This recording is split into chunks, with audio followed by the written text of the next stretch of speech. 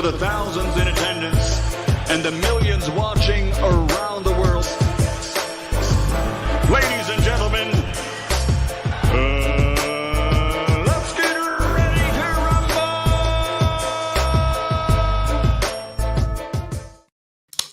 Yeah. What's up? It's that boy Coach Malachi Williams in the building. Represent for New Media Today, USA Boxing. We're back. Yes, we are. You see, I got the old school on right now, man. You know. Hey, listen, man. This for all you little young whippersnappers out there, man. You know, respect the hat. Y'all don't know nothing about this here, man. This here before your time. You see what I'm saying?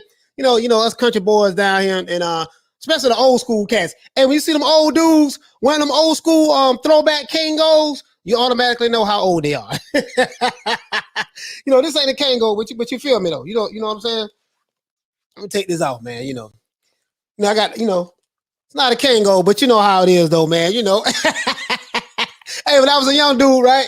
I just see the older cats like wearing the old school Kangos and wearing these. I'm like, oh man, yeah, you already know what time it is. Louis Vuitton, you know what I mean? Y'all don't know nothing about this here, man.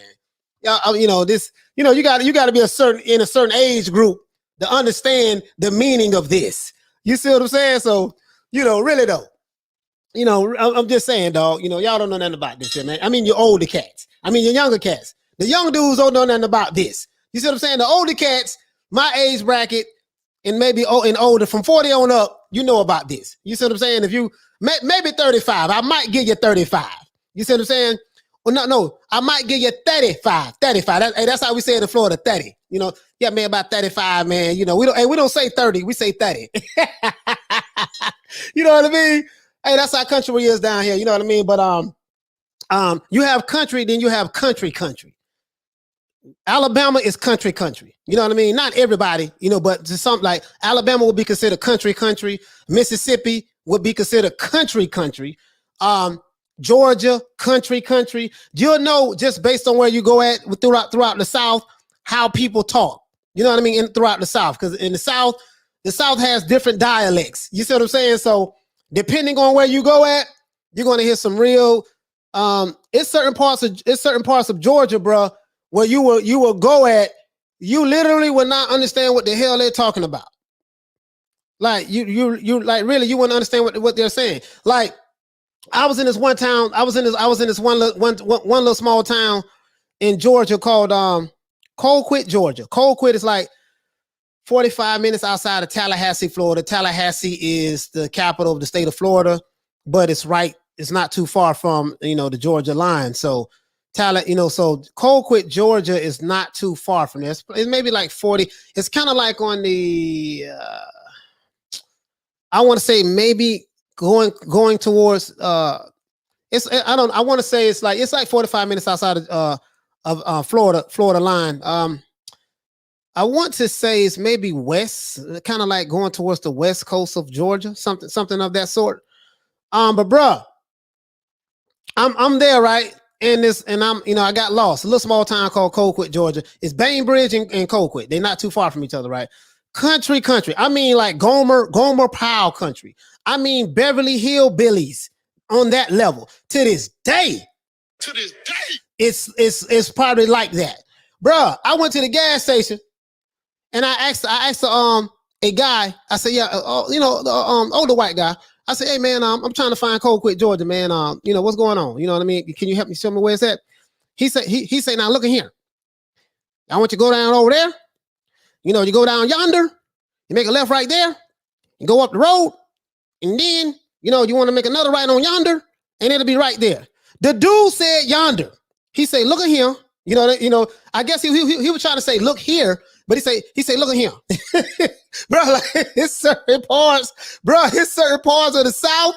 When you go there, you would. Hey, listen. All jokes aside, though, in Florida, it's the same way in Florida. If you hit northern Florida, the northern part, I don't know about. Listen, I've been to Texas too, right? Texas is a little different, but if you hit the northern part of Florida, which we call the Panhandle, like Tallahassee. Pensacola, let's see, Panama Beach, though it's a whole bunch of little small towns in Florida. Like, bruh, yes, listen, You're gonna see all trees and woods and bro, I'm trying to tell you, bro, when you go there, I'm telling you. So when you guys see the way Deontay Wilder talk, he's country. Like this is a country bumpkin for real. You see what I'm saying? And no knock on Wilder for that. I mean, he can't. He's what he's he's from where he's from. It's not his fault. He's from Alabama, and no knock on anybody from Alabama. But I'm just saying, I'm talking about the different dialects throughout the South, bruh. If you go to Tennessee. Bro, it's like it's certain parts of Tennessee you go at like what the hell is these niggas talking about? You know what I mean? Like listen to Yo Gotti talk. Yo Gotti is country. You literally cannot understand what the hell he's saying. Like literally. Listen to Master P. He been in California for a long time, but he's from Louisiana. He's from New Orleans, right? Listen to how he talk. You know, in the South, the reason, depending on where you grew up at, depending on the atmosphere, the air, that determines, your dialect. You see what I'm saying? So, in the South, our tongues are very heavy. Like we don't really use our tongue a lot. You know what I mean? So we don't pronounce words, butcher the English language to the point that where we just say the hell with it. We're just going to, come up with our own stuff. You know what I mean? Like we don't say, I don't know down here. They say, I don't know. I don't know. What the hell is I don't know? Man, I don't know. You know what I mean? Do you know what I'm talking about? Know what I'm talking about? Know what I'm talking about. Know what I'm talking about. You see what I'm saying? We don't say all of them. We say all of them. All of them. You know what I mean? We don't say who's in the house. That's my mother and them, the rest of them. We say mama and them. Mama and them, you know what I mean? Mama, so when we say mama and them, that's Mama, Lisa, Stacy, Rox, Susan, Roxanne, whatever, whoever's in the house, Billy, mama and them, all of them. We don't say children. We say children. You know what I mean? Child, them children over there, and then them children over there. You see what I'm saying? Not there. Them children over there. They'll say or if you get a real old school woman, she'll say chillins. Chillins. CHULLENS. Chillins. That's children. Cheering is children. You see what I'm saying? So just a different dialect. You know what I mean? But I didn't mean to go on that tangent, guys. You know what I mean? So so don't pick at us country folks. You see what I'm saying? Don't pick at us country folks. We don't say Lord, we say Lord. Yeah, man, the Lord, man. See, the Lord work in mysterious ways, man. The Lord. You know what I mean? LAWD, Lord. You know what I mean? Just let you know. You see what I'm saying? So, hey, shout out to my sister, Carmen Serene. Let me give everybody a shout out, man, before we wrap up. Let me drop the link for my co-host, Shelton, if he's in the building.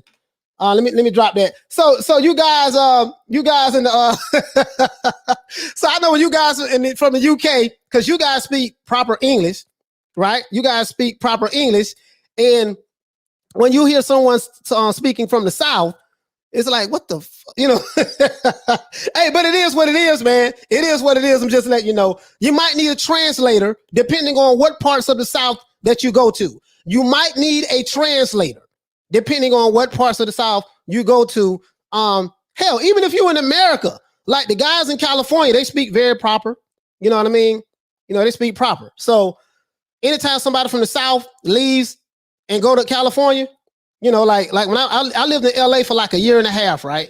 And bruh, literally, I was picked at by my own family members and other guys in the community. I was in a blood neighborhood, right? And my family members were Crips, but everybody got along. It wasn't no beefing or nothing like that. This is like 90, 98, 99, and 2000. Up in there, I was there from that time period, right? Bruh, they used to just laugh at me every day, bro. Like they used to be like, man, cuz, come over here, cuz, you know what I mean? And just hey, say something right quick. They wanted me. I was their personal enjoyment, because they love the way I talk. You see what I'm saying? They just wanted to laugh. And they used to say, well, no, this my cousin here from the country.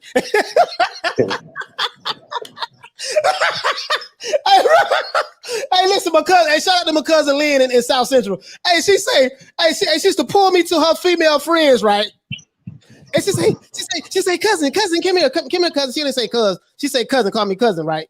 You know, cause and she say she said, look at me. She said, howdy do, how do, you know what I mean? Howdy do and all that stuff there. This my cousin. This my cousin from the country. Say something, cuz. Hey, listen, and everybody just bust out laughing, bro. So, but it's a joke, man. LA, shout out to everybody in LA. Shout out to my co-host, Shelton Moore. You know, hit the Ali Bell for him as well. Go ahead, Shelton. It's cracking, cuz. He said it was cracking, cuz.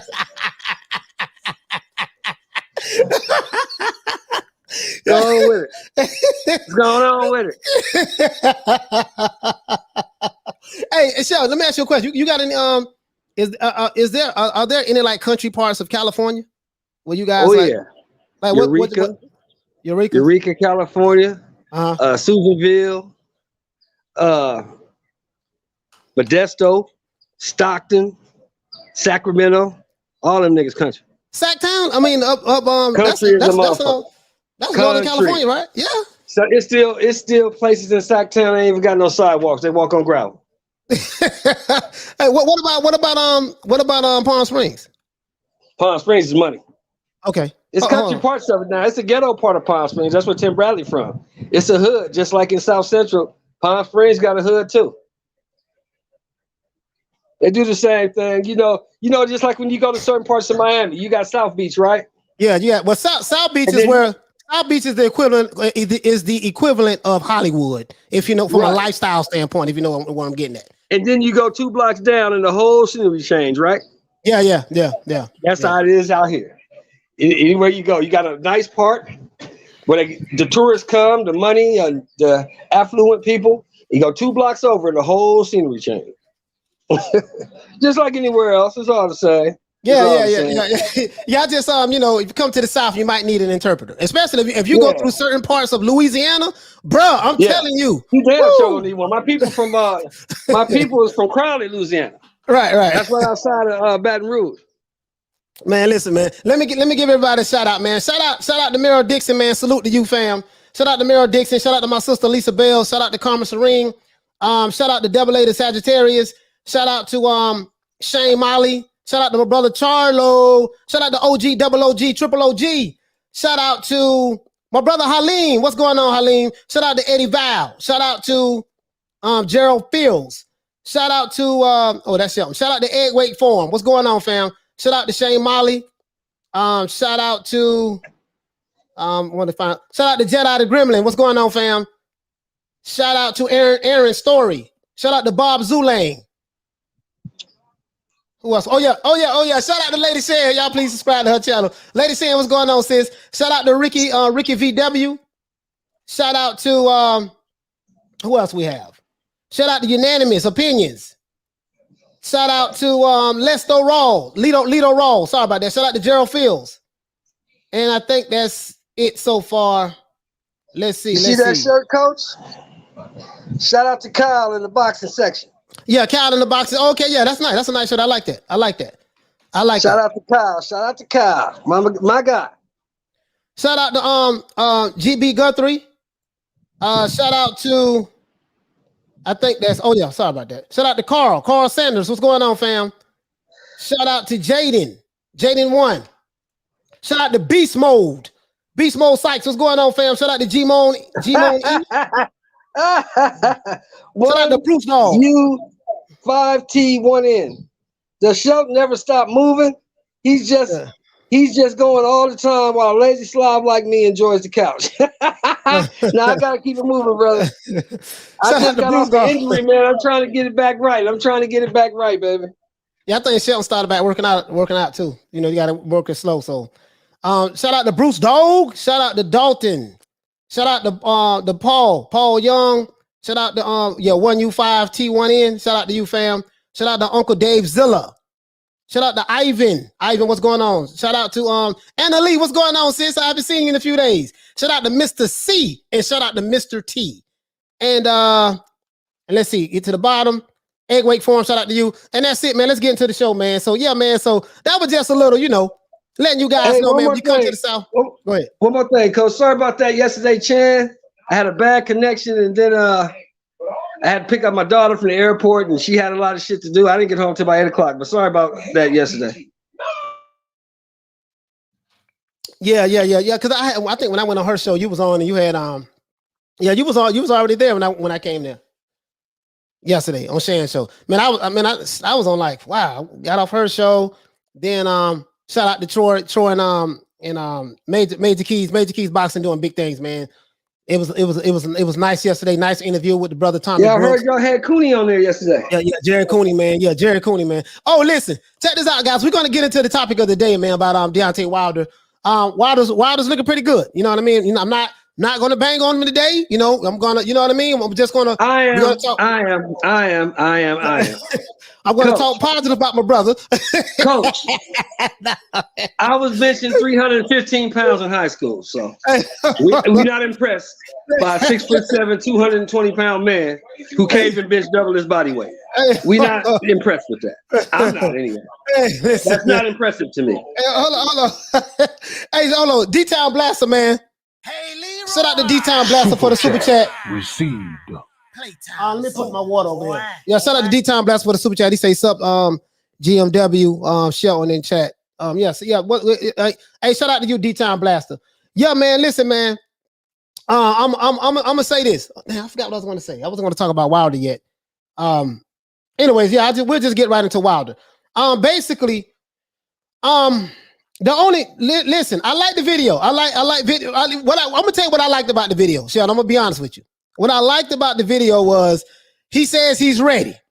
He says he's a freight train, and basically he said that Tyson Fury, you say that you're a semi, well, I'm a freight train, and I'm gonna run you over. You see what I'm saying? So he's saying he's a freight train, he's gonna run him over pretty much, and he told Tyson Fury he better get his weight up. Now, you know, Fury say he's going to gain weight, whatever, for the fight. Me personally, I don't think he need to gain much weight. Just stay at 275, 280. That's it. He's 6'9". He can carry the weight very well. And as we know, Tyson Fury, for him to be so big, he's very light on his feet. He can move pretty well. So that's all he needs. Just work on his footwork, and that's that. But the fact that I see that, what I liked about the video was the way Wilder, he was like going crazy, right?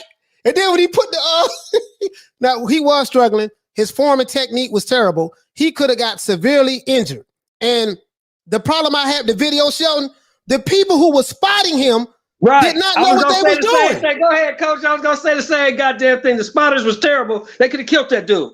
Man, they could have killed Wilder. Listen, the right arm is turned, it's going down, buckling. The left arm is going up. Everything is slant. Like, what the hell are y'all there for? Number one, guys, it's only 310 pounds. For a man that's 6'7" tall, 220, 225, whatever Deontay Wilder weighs, or 230, you don't need two people on each side. That's going to show you how weak the spotters were. If I was spotting Wilder, you only needed me. I was going to sit right there in the middle. His hands is spread wide.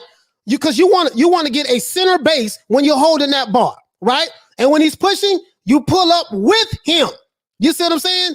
And you say, push, come on. You pull up with him, and that would have been better. You see what I'm saying? You got two dudes on the damn side.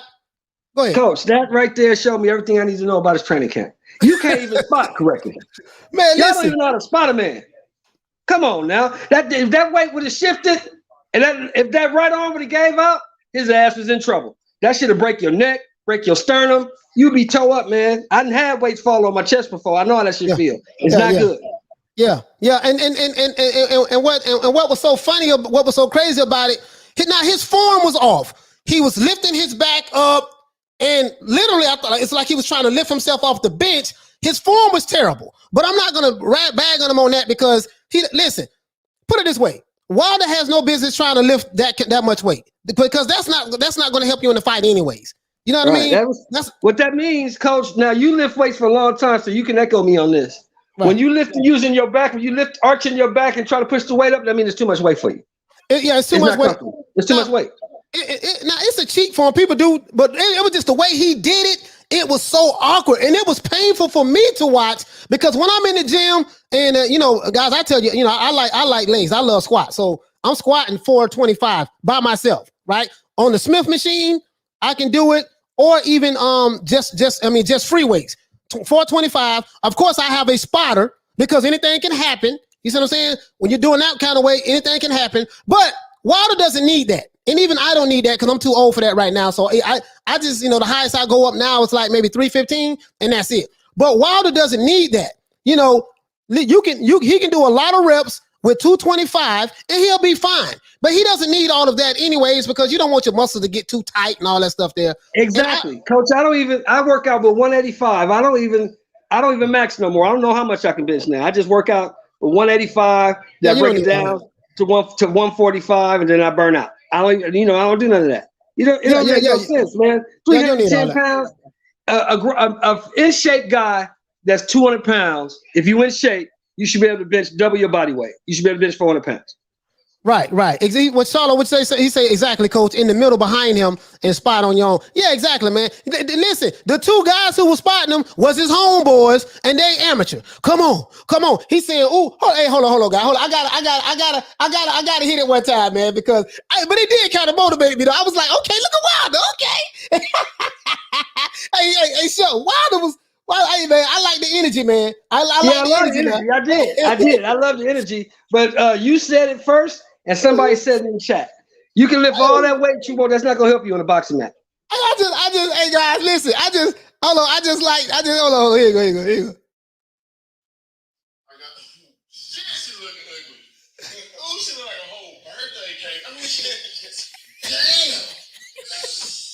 Tighten up, Wilder. I got this. Tighten up, Wilder. He said he got this. Oh my God. 1, 2, 3, Here you go, Wilder.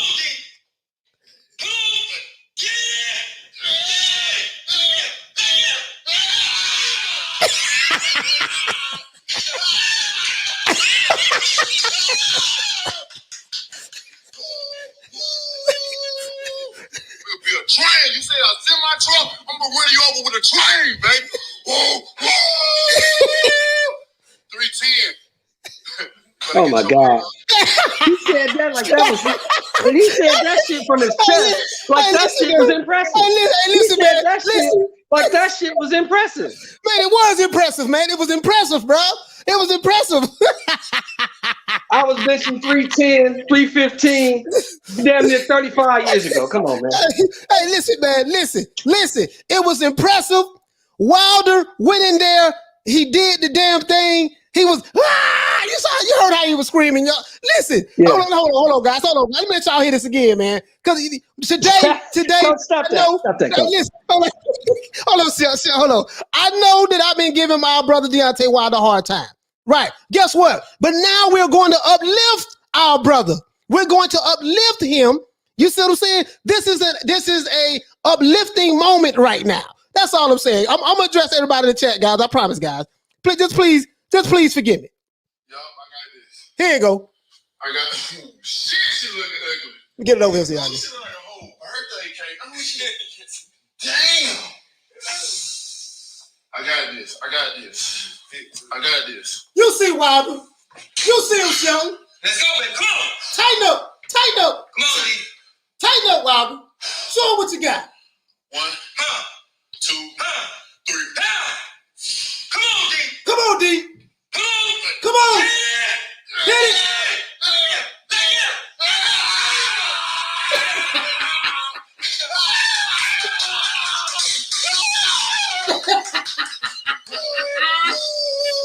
Poor guy. Yo, listen. Y'all, you see what time it is. Now you understand why the Bomb Squad Nation is fired up. This is what I'm talking about. I like the energy, Shelton. Now, his form was terrible. I'm not going to lie. But in defense of him, the weight was too heavy. The guys who he had with him had no business letting him lift that much goddamn weight. He could have pulled the muscle in his back. His ass was off the bench. Back was arched. Right arm. He's right-handed, but his right arm is leaning down. Left arm going up. The form was terrible. The spotters, I don't know what the hell they was there for. They didn't even really help him. He could have really injured himself. I mean, to be serious, to cut all the bullshit out and the capping. We get on Wilder, but he could have injured himself. Yeah, that was too much weight for him. He should, like you said, Coach. You said it right on the head. He should put 225 on the bar and burn out and do reps, and not too many because you want to be fluid as a boxer. You don't want to get too big and bulky. That was AJ's problem. He was too big and bulky, and all those muscles take a lot of oxygen. And when you got a lot of muscles, you need a lot of oxygen. You tend to gas out. Right. All I'm saying is, I mean, if you want to just test your strength, see where you at. You know, he's 6'7". He has long arms. So when you have arms long like that, it's hard to lift weights. Yes, it's hard to lift weights. Yeah, 6'7". So, but I do know big guys. I do know guys who like 6'6". They'll crush that. I mean, guys, I'm 47. I'm 47, and my max right now is 315. Yeah. By myself, no spot. Yeah. I can get 315 by myself, no spot. Come all the way down to my chest and push it back up. One rep. Well, my first cousin Trey, he's 54. He's 2 weeks younger than me, and he's maxing 405 right now. But you know, he's always been a big dude. You know what I'm saying? But he burns out. You know, he stays in the gym, but he's maxing 405 at 54. So right. And so that's with no spot. Paul Burke said they are not coaches, they are trainers. Big difference. Hey, listen, those guys is not even trainers. Listen, there's no boxing trainer that's going to have his fighter lifting 310 pounds like that, this close to a fight, and his form is terrible. They would even listen if he has a strength and conditioning coach. These supposed to be strength and conditioning coaches. What strength and conditioning coaches have you lifting this shit? Not for a boxing match, no. That's football player. That's football training. Football players need to bench heavy weight.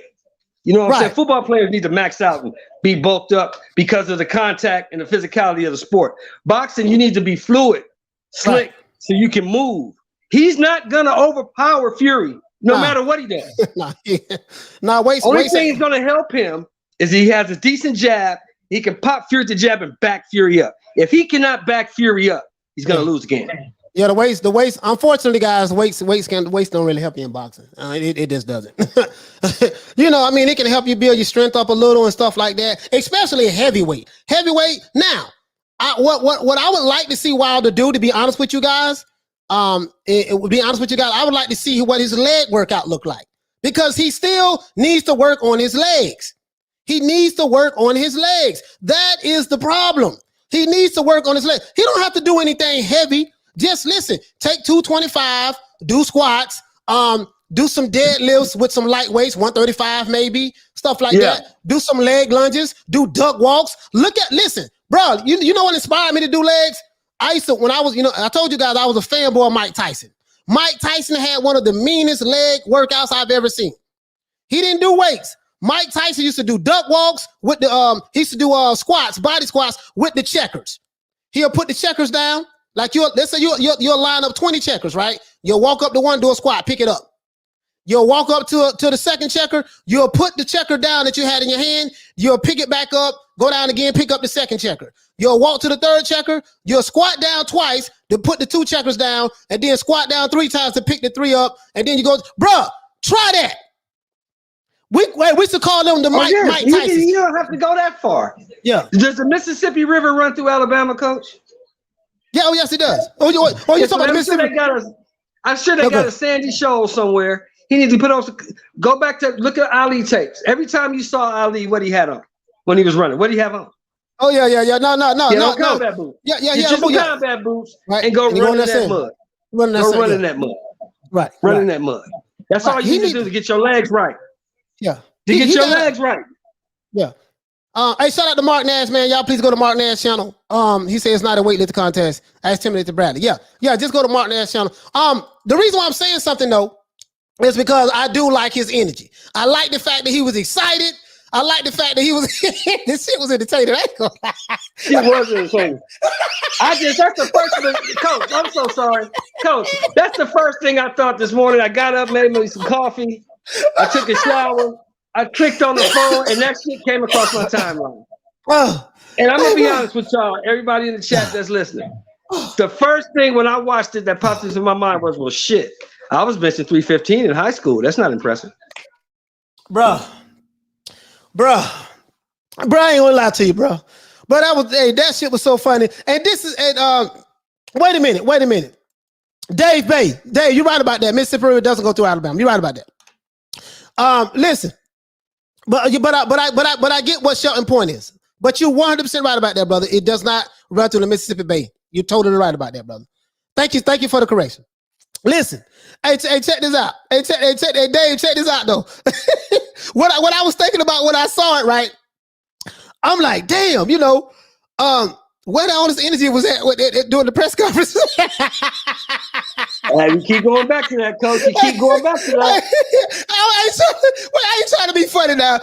We bigging up Wilder today. Today is Wilder's Day. We're going to big Wilder up. But Dave, that's all I was thinking about, brother. Where was the energy at with the press conference? I was hoping I was going to see Bomb Squad. I was hoping I was going to see all of that, right? But anyways, he's back. You know what I mean? I like the energy. I like the fact that he's hyped up. He says he's going to come in like a freight train. So we shouldn't have no excuses this time. And let's not get this twisted, y'all. Right. Me and Coach is still on opposite sides of the fence on this. Yeah. I'm pulling for Wilder. Yeah, I want Wilder to win. Right. I'm rooting for him. Right. I think it's good for boxing if he wins. Right. But I don't know if he had the skill set to pull it off. That's all I'm saying. Yeah, I think it's good for boxing. Wilder being an entertainer, him yelling Bomb Squad and him being animated. I like that. See, that's when I was a true fan. That's when I was a fan of Wilder. I like that side of him. That's the part I like. Now I don't like the Mother Goose side and the twerking. I ain't with all that. Now I don't co-sign that now. Don't get it twisted. Maybe this Bomb Squad. Maybe Donna Blanco. Maybe Donna Blanco. She got the Bomb Squad emoji. So maybe Donna condone the twerking and men wanting to have babies and be Mother Goose. Maybe they condone that, but I'm not on that. You see what I'm saying? But I like we can't rock with that, Donna. The twerking and the wanting to have a baby and Mother Goose and all that weirdo shit. We ain't with that. Yeah, we ain't That's with weirdo that. shit. But I do like all this energy, man. I do like all this energy. I like the energy, man. I'm not gonna say it lie. I like the way he was like, what? What's funny?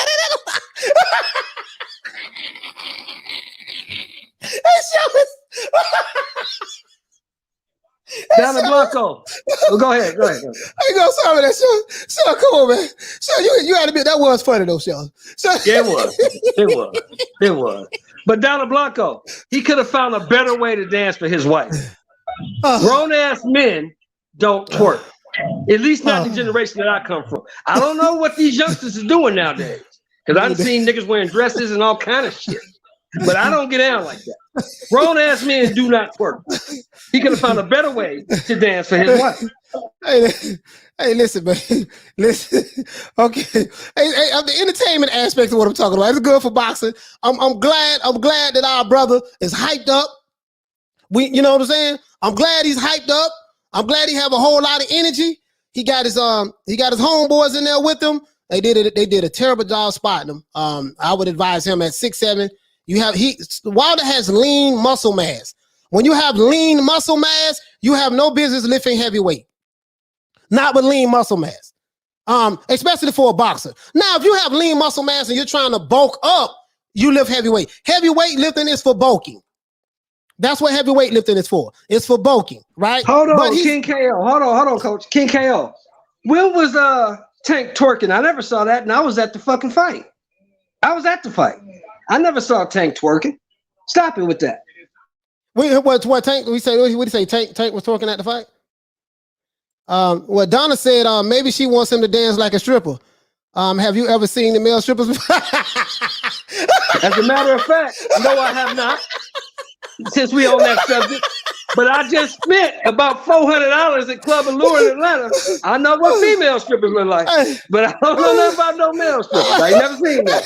Hey, Donna, what you say? Donna say, well, she riding for wait, pause. Hey, that's what Punch say. You gotta say pause when you say certain things that could be interpreted as being questionable. Pause. Hey, Donna, what you say? Maybe she wants him to dance like a stripper.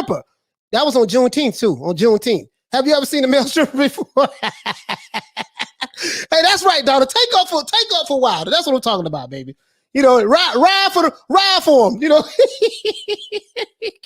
What'd you say, Key? What Key KO said? Oh, Mr. T. Yeah, they was all female. I checked the package, brother. Lady said she died. Hey.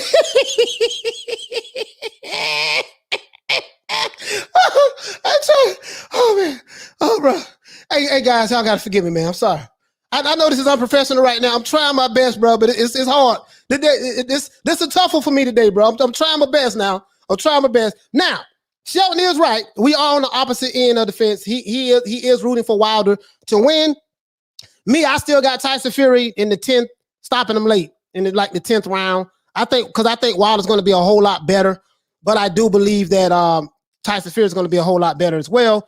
And I think when it comes to that, you know, when it comes to who's going to be better from a boxing standpoint, of course, Tyson Fury is a better boxer than Deontay Wilder. So I'm definitely rooting for. I just see Tyson Fury beating him, and I see Tyson Fury stopping him. I don't think it's going 12 rounds. You know, Wilder's going to have to get Fury out of there early. If he can't get him out of there early as the fight goes on, then we're going to have to look at stamina. You know, we know stamina and stuff like that, and I just expect Wilder to gas out myself. Hey, Donna, we both support. I support Wilder too. I support him in this fight. I support him in his career. I just don't support his bullshit. The lying, all the excuses, the twerking, all that weirdo shit is what I don't like. Yeah, Donna, I come from an era where fighters fought and they took their losses like a man. They went back to the gym, they got better, and they came back to avenge their defeats. They didn't make excuses talking about people spiking my water. The gloves was rigged. The judges was rigged. The Nevada State Athletic Commission was against me. The WBC. How's the WBC against you when they allowed you to have 10 title defenses? You only fought 2 mandatory. How are they against you? I don't get it. Take your loss like a man. Go to the lab like you're doing now. Get better. Come back. Avenge your defeat. That's all I want to hear. I don't want to hear all that other bullshit from you, Wilder. Yeah, you know, so there's nothing wrong with you supporting Wilder. You know, there's nothing wrong with that, sis. You support Wilder. In my opinion, I got Tyson Fury beating Wilder. Simple. You know, I'm not on the we all got to get along and be on code and I can't do that. You know what I mean? So this is a boxing match. So a boxing match, I'm gonna pick who I think is going to win the fight based on what I believe and feel. My brother's picking Wilder to win based on what he believes and feel, and there's nothing wrong with that. We're not a monolithic group of people. We don't have one. We all don't think the same. You see what I'm saying? So, but as it relates to and we don't time people out and block them because they have different opinions than ours. That's fine. We welcome different opinions. Just don't get disrespectful. That shit will get you timed out and blocked. Right. You know what I mean? So I'm just hold on. Jabril Bay say I have seen that straining since my son was born. Coach, now he can wear a suit with no excuses. Wilder has had defeat in boxing and weightlifting. Glad he already won a bronze medal. Yeah, bro, I ain't gonna lie. Listen, by him releasing that video, it was just so funny to me, bro. Like, but I cringed because I'm like, man, what the hell are these guys doing? The dudes who's supposed to be spotting them. You know what I mean? Like, they're not trainers. No one can tell me they're trainers.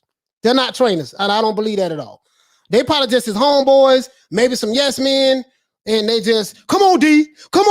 I said, there's some yes men. There's some yes men. Diallo Huggy. I actually think, in all honesty, I think Wilder is motivated. He was embarrassed and humiliated in the last fight. I think he's going to come in a better fighter. I think it's going to be an interesting fight. I just don't know, Diallo, if Wilder has the skill set to beat Tyson Fury. He has to be able to jab, move his feet, move his head, stiff jab, back him up. Make Fury fight off the back foot. That takes the steam off of Fury's punches. But if he allows a 280-pound man to come forward, he's going to get mauled and beat up again. So I can't really pick right now. I'm rooting for Wilder, though. I want Wilder to win, but I don't know if he can pull it off. Yeah. I just, again, I would have to see what can he fight backwards. I would have to see, because the thing is, there's a lot of stuff that we see that they're doing on the pad work. Yeah, it look good on the pads, but what the sparring look like, and then sometimes the sparring can be manipulated because of what I'm seeing from Deontay Wilder's psychological, I guess his mental, his mental status or psychological fragility, so to speak. They may get some sparring partners in there and tell them, hey man, listen, man, don't push him too hard. Make him look good in there. And that happens. Let me holler at MD, coach. MD. I don't like Wilder's antics. I don't like his personality. I don't like the fact that he's fragile mentally and he needs to be stroked. His ego needs to be stroked every day.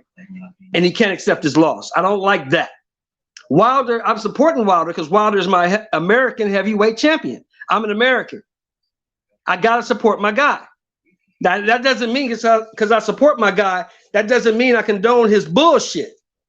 Because everything he said, in my opinion, was a lie, and he's full of shit. He got beat. That's all that happened to him. But I'm going to support my American heavyweight champion if he can become a heavyweight champion. But yeah, I don't like his personality. I don't like the shit he did because he talks about being pro-black. But all you do is attack other black people in the process. You got 2 white managers. You got 2 white seamstresses from the LGBT community. You got a white lawyer, and the white judge gave you a decision. So how you talking about Wilder? Everything he says is a contradiction and a lie, and I don't like that. But as a fighter, I'm supporting my heavyweight champion. Yeah. Listen. Now, the only thing I got to call you out on, Shelton, about you support your American heavyweight champion, right? Now I gotta call my brother. I gotta call my co-host out on this. This is what we differ at. If you really support your American heavyweight champion because it was Wilder, why you not supporting Trevor Bryant? And he is the current WBA heavyweight champ, American heavyweight champion of the world, and you ain't said nothing about him. You ain't supporting him. Shelton, can you hear me? I don't think Shelton can hear us. You're going to have to come back in, Shelton. I don't think you can hear us. I got you. I was on the phone. What you say, coach? I'm just saying, how you going to sit here in one breath and say you're going to support Wilder because he's an American and he's American former heavyweight champion, right? But right. And in one breath, but you support him because he's black too, because he's a brother as well? Or? Yes, sir. Yes, all right. Sir. Okay. Well, how you gonna say that with Wilder, but when it comes to Trevor Bryant, who is the current WBA heavyweight champion of the world, American, you don't have that same energy for him? Because I don't know him. I've never seen him fight. There you go, y'all. There you go. I've never heard of him. There you go, y'all. I think he's a football player or something. Listen, come on, man. Oh man. Okay, bro. this is what we have to do. This is how you can get me to support Trevor Bryant. Go out there and beat Gerald Washington or somebody. Beat him. The man beat Bermain Stavern. I can beat Bermain Stavern. Bermain Stavern is my age. I can beat him. No. I think he's 44, 43, 44. In boxing terms, that's my age, right? He said because he's not a real champion. Oh, I got you right here. Check this out. No, he's a champion. No, he is. He got the WBA regular. Hey, Terrell Norris. Oh, I'm glad you said that. You said Trevor Bryant is not the real champion. Okay. The WBA is a real championship belt. Muhammad Ali had that belt. Lennox Lewis had that belt. Let's see. Well, I don't know if Lennox Lewis had it. Holyfield had that belt. Mike Tyson had that belt. Larry Holmes had that belt. Many champions of the past had that exact same belt. And if you say that the WBA is not a real championship belt because it's the WBA regular championship belt, then what in the hell does Tank Davis have? Don't Tank Davis have the WBA? Spit the truth, coach. Spit the truth. Hey, doesn't Tank Davis have the WBA regular junior welterweight belt? So if Trevor Bryant is not a real champion because he has the WBA regular heavyweight championship belt, then we're going to discount him because you don't recognize that belt. How in one breath we're talking about double standards, contradictions, and hypocrisy? How in one breath you're going to say that Trevor Bryant is not a real champion because of the belt that he has, but in the next breath, Tank Davis has a WBA championship belt, but he's a real champion. They had the exact Coach, same belt in different classes. Go ahead. Can I ask you a question, Coach? Well, if Tank Davis is the WBA junior welterweight champion, right? That's what they say he is? Right. That's what they say. Then what is Josh Taylor? Oh, well, according to Leonard Ellaby, Josh Taylor ain't nobody. Okay. Then we know Leonard Ellaby needs to back up off the rocks a little bit. Because he's snorting or smoking or something. He need to back up off that shit. Hey, Terry Norris He's say, okay, Coach, can you unify that belt? Listen, you need to talk to Tank Davis. They saying Tank Davis is a 3-weight division champion, and he has 3 regular WBA belts. All I'm saying is, if I was to take your narrative, forget whether we don't know who Trevor Bryan is and stuff like that. I get that. We passed that. We're talking about the actual belt. If the narrative is the belt that he holds is not a real belt, then how can you say that in one breath with Trevor Bryant, but then in the next breath, Tank has that exact same belt, but in a different weight division, we're going to say he's a real champion. Like, somebody make that make sense to me. Like, please, I'm trying to learn something today. So Josh Taylor did all that shit for nothing. Hold on, guys. So Josh Taylor did all that shit for nothing. They promoted the Undisputed Fight, 4 belts, Ring Magazine, and Josh Taylor did all that shit for nothing. He's not the real champion. Tank Davis is. That's what you're trying to tell me? Hey, so basically, I tell you what. Then it's Josh Taylor undisputed. Then if Tank the real champion at 140 with the WBA title, then as Shelton say, that means that Josh Taylor is not undisputed because he don't have the real belt. That means Josh Taylor don't have the real belt. Right? He don't have the real belt because he don't have the WBA regular belt. If we're going to discredit the WBA regular, right? Fine. I'm going to run with this narrative right now. Let's run with the narrative, and I'm going to point out the double standard, the contradictions, and the hypocrisy, all in one. I went over this yesterday. About double standards, contradictions, and hypocrisy. Right? That's all I'm saying. Trevor Bryan, irregardless of whether you know who he is or not, he is the WBA regular American heavyweight champion of the world. So I was in disagreement with my brother, Shelton Moore, because he said that he support Wilder because he was American, he's black, and he was the champion. Okay, well we have a current American heavyweight champion right now today. Facts. Whether you like him or not, the current WBA American who is black heavyweight champion of the world is Trevor Bryan. What? I don't care how you slice it. I don't care how you dice it. I don't care how you mix it up. The fact of the matter is, Trevor Bryan is the current and only American heavyweight champion of the world when he has a WBA regular belt. Now, we know Anthony Joshua has a WBA super, and we know that the super is valued higher than the regular, but it still doesn't take away from the fact that Trevor Bryan is the American heavyweight champion. And I'll debate anybody on that.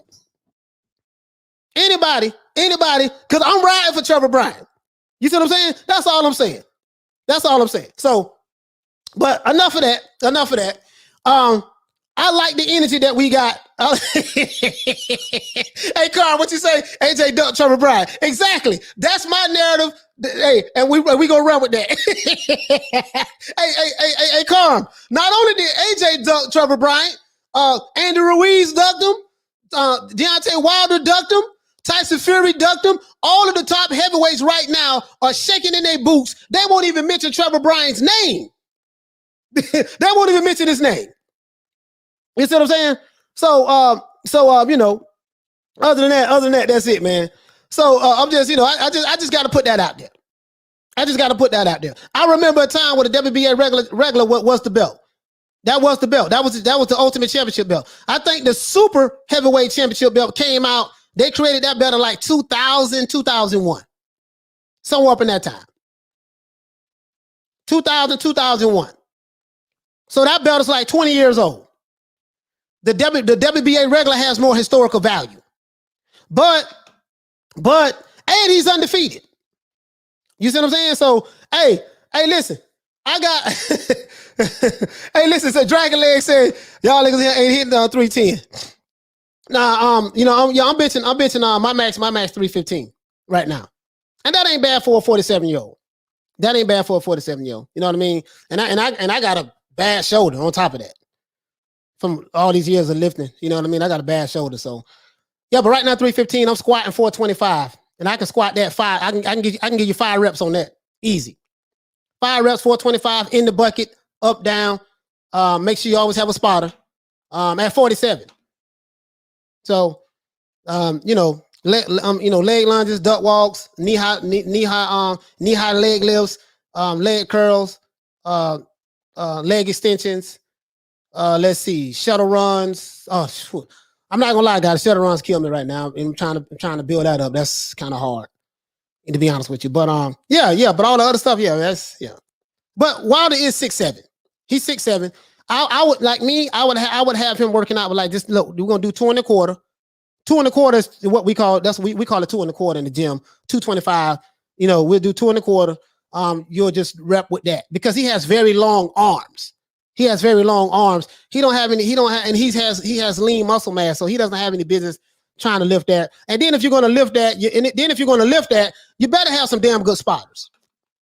You can't have your homeboy Pookie them, Ray them, Mama them, antonyms, synonyms. You know what I mean? You can't have the names spotting you. You have to have some real spotters. They didn't know what the hell they was doing. Deontay Wilder could have got hurt. And if the man get hurt, if the man get hurt and trying to lift that damn weight, he got his ass off the bench, his back is in the air, he's leaning with it, he's screaming and hollering. You see what I'm saying? And they talking about, come on, D. Listen, we don't need come on, D. We need you guys to spot him correctly so he doesn't get hurt. This how I know he had a bunch of goddamn yes men that was spotting him.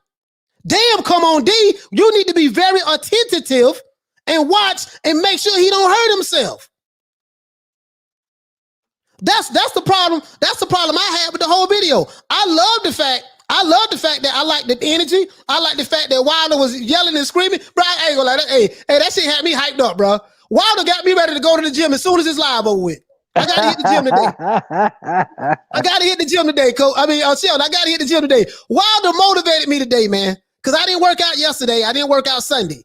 Well, I jogged Sunday because I jog 3 miles every morning. Yeah, I jog 3 miles every morning, guys. But Wilder, but I didn't do anything yesterday. Wilder motivated me to hit the gym hard. You know what I mean? Right now, pause. But right now, I'm going to the gym when that's live over with, and I'm gonna just put this video on repeat just so I can hear Wilder screaming and yelling, and that right there just hype me up. It don't take much of me anyway, because I'm a high energy guy anyways. See what I'm saying? So yeah, man. That's all I'm saying, bro. He said, I'm becoming more and more convinced that boxing would be better off with UFC type model. Yeah, it's a lot of politics. It's a lot of politics in boxing, man. I kind of agree with that. My man Smith and West, he said, Coach, I saw the video and Wilder's legs was all over the place. Yeah, man, he could have hurt himself real bad though, bro. And then if Wilder get hurt, listen, this is another thing, guys. Smith and West hit the nail right on the head. Why Wilder's not squatting? I have no idea. Because he got to have his legs up on him, especially messing with Fury, right? But my point is this here. If he gets injured, straining. Listen, the common injury in the gym is when you're straining. When you're straining, that means that the weight is heavy and you have to exert extra energy to try to get energy or power from other body parts in order to centralize where that pressure is at when you're lifting to try to get that weight up. And so that's where improper technique comes in. That is one of the biggest reasons why people get injured. Improper form, improper technique, lifting weights that's too goddamn heavy for them. Does he have a strength and conditioning coach? Hey, listen, apparently he don't. If he had a strength and conditioning coach, he wouldn't have had him in there straining and lifting no damn 310 pounds. You got 2 dudes in there. Come on, D. No, damn, come on, D. Nigga, you supposed to be spotting that man, making sure he don't get hurt. He worth $40 million. Wilder is the $40 million man. Why in the hell is y'all in there talking about some come on, D? And he finna break his whole goddamn back. You know what I mean? That's the most common injury. You're right, Coach. You know what I mean? He should find a weight that's comfortable and then burn out, do high reps. You don't need all that weight on the bar. So this guy here says, case solved. If Fury don't do the same things in the last match, even though it never did before, we know he cheated. Okay, this is the problem. This is the problem with your theory, sir. I uploaded a picture because I knew this allegation was going to come up about the cheating. So this what I want to show you. This what I want to show you. Yeah, I was waiting on that. I was waiting on that. So Sheldon, I'm gonna put both of us on mute right now. I want to show you something. So you saying that Fury cheated, and this is the primary reason. You know, I'm trying to stop the cheating. I'm trying to stop the cheating because these are allegations that have yet to be proven yet. Have not been proven, but I got 2 bullets in the chamber because I knew I'm here to uplift Wilder, but I knew this was going to come. So Tori, I got one question to ask you, sir.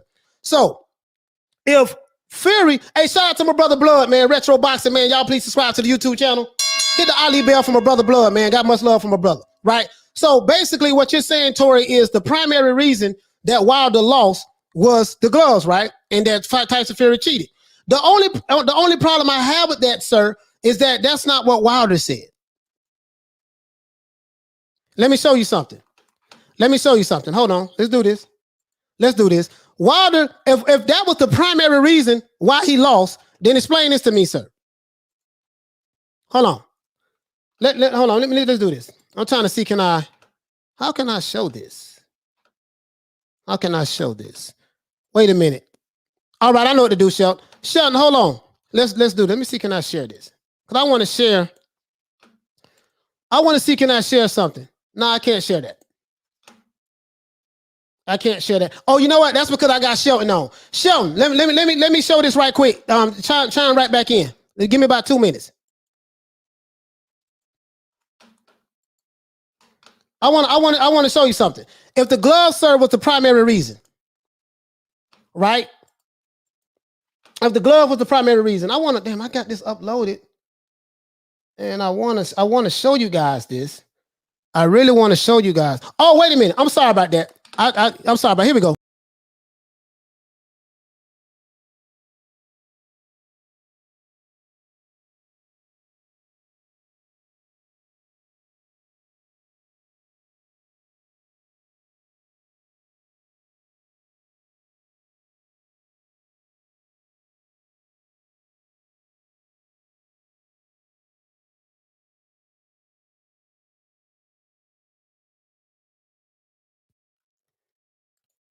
The issue that I have, my brother, is if the gloves was the primary reason why Wilder lost, I just showed you 15 different excuses that Wilder said. He never stuck to the main reason why he lost.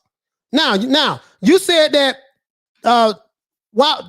Tyson Fury gloves was loaded, right? Okay, JD's was in the locker room. Not only when Tyson Fury hands got wrapped, my brother, but he was in the locker room when Tyson Fury was getting his gloves put on. Do you want proof? Let me show you proof. Let me show my brother proof right quick. Tori, let me show you proof right here. Listen, Fury didn't have any power in the second fight. He didn't knock Deontay Wilder out. Wilder even said that. He couldn't even knock me out. He didn't have any power in the second fight. He beat him up, but he didn't have any power, right? So JD's was in the locker room. The white guy, he watched Fury get his hands wrapped, right? And he was there when the gloves when Sugar Hill was putting the gloves on.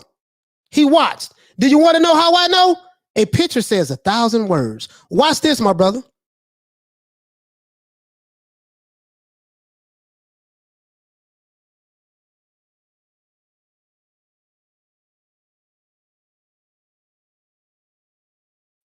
Do you see that, my brother? Do you see that? That was Sugar Hill to the left watching Tyson, watching Sugar. That was JD's, which is Deontay Wilder's manager and co-trainer, in the locker room watching Sugar Hill put Tyson Fury's glove on. So if he cheated and if he put something in his gloves, why in the hell did nobody see it? And Sugar Hill was right there. Let me show you again, my brother Tori, just because I'm trying to debunk what you're saying. And I think I'm doing a very good job at it at the moment. I think I'm doing a very good job at it. JD's was right there the whole time. And I'm gonna show you something. Sugar Hill was putting on the right glove. Hold on. No, let me see. JD's was putting on the left glove. Do you know what else you saw? Sugar Hill had the right glove right between his elbow and right between his elbow while he was tying up the right glove, the left glove.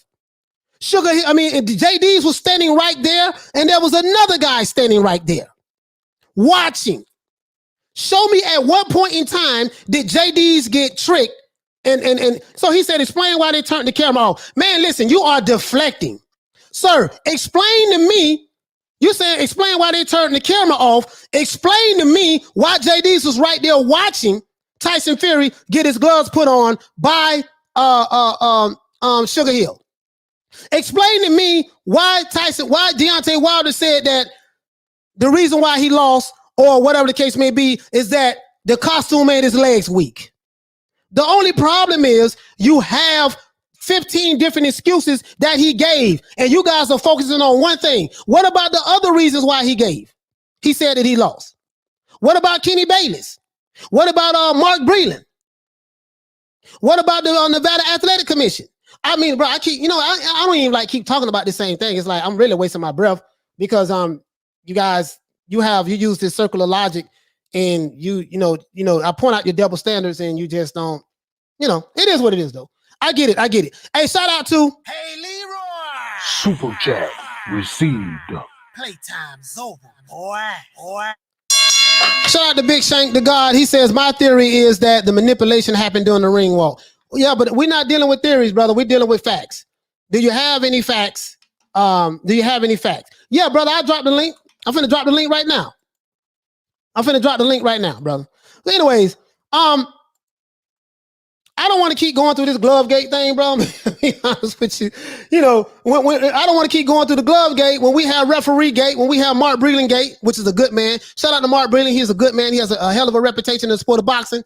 When we talking about the costume, we're talking about the mask, you're going to have to address all of these issues. So Tora, when you come on, sir, talk about all of the other reasons why Wilder said contributed to him losing. Don't just talk about the gloves, because that can be debunked very easy. So make sure you do that. But we was talking about Deontay Wilder training workout. I want to stick to that, him training, but I knew that you guys were going to go right into the glove cheating allegation. You say that, yeah, man, they turned the camera off. Okay, they turned the camera off. Okay, cool. They turned the camera off. Well, explain this though.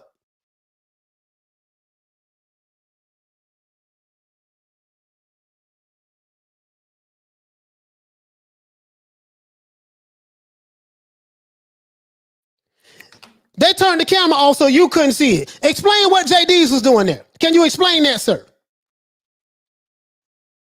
Can anybody explain that? They turned the camera off. We couldn't even see what was going on. Okay, but JD's was there. Could you please explain that? Why don't you hurry up and call in? You said you want to beam in. Yeah, I got the link right here.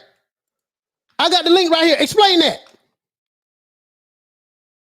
Explain that. JD's standing right there. So irregardless of whether we didn't get a chance to see it or not, explain what JD's doing there. Explain to me what you just saw in that picture. And why does he still have a job? And why does JD still have a job? Why does JD still have a job? Why does the white guy still have a job, but the black guy got his character assassinated in the media, and then all of the black followers of Wilder wanted to attack Mark Breland, and this guy was receiving death threats? But y'all don't keep that same energy with JD's. Explain that to me. Make that make sense to me. From the pro-black leader of the black community. And then when they wrap the gloves up, do you know what they do? They tape the gloves up and they sign off on them. They put a signature on there approving that, hey, everything was on the up and up, everything is fine. If this tape has been removed or tampered with, we would know, or whatever the case may be. Hell, I asked Tommy Brooks. You probably don't know who Tommy Brooks is. He probably don't know who Tommy Brooks is. I asked Tommy Brooks the same question. Junior Jones, Hakeem Rahman. Here's another question, Coach, from the chat. If Vegas is so corrupt, why would you go back to Vegas to fight? Oh, woo. Why? Hey, Shelton, that's a monster question.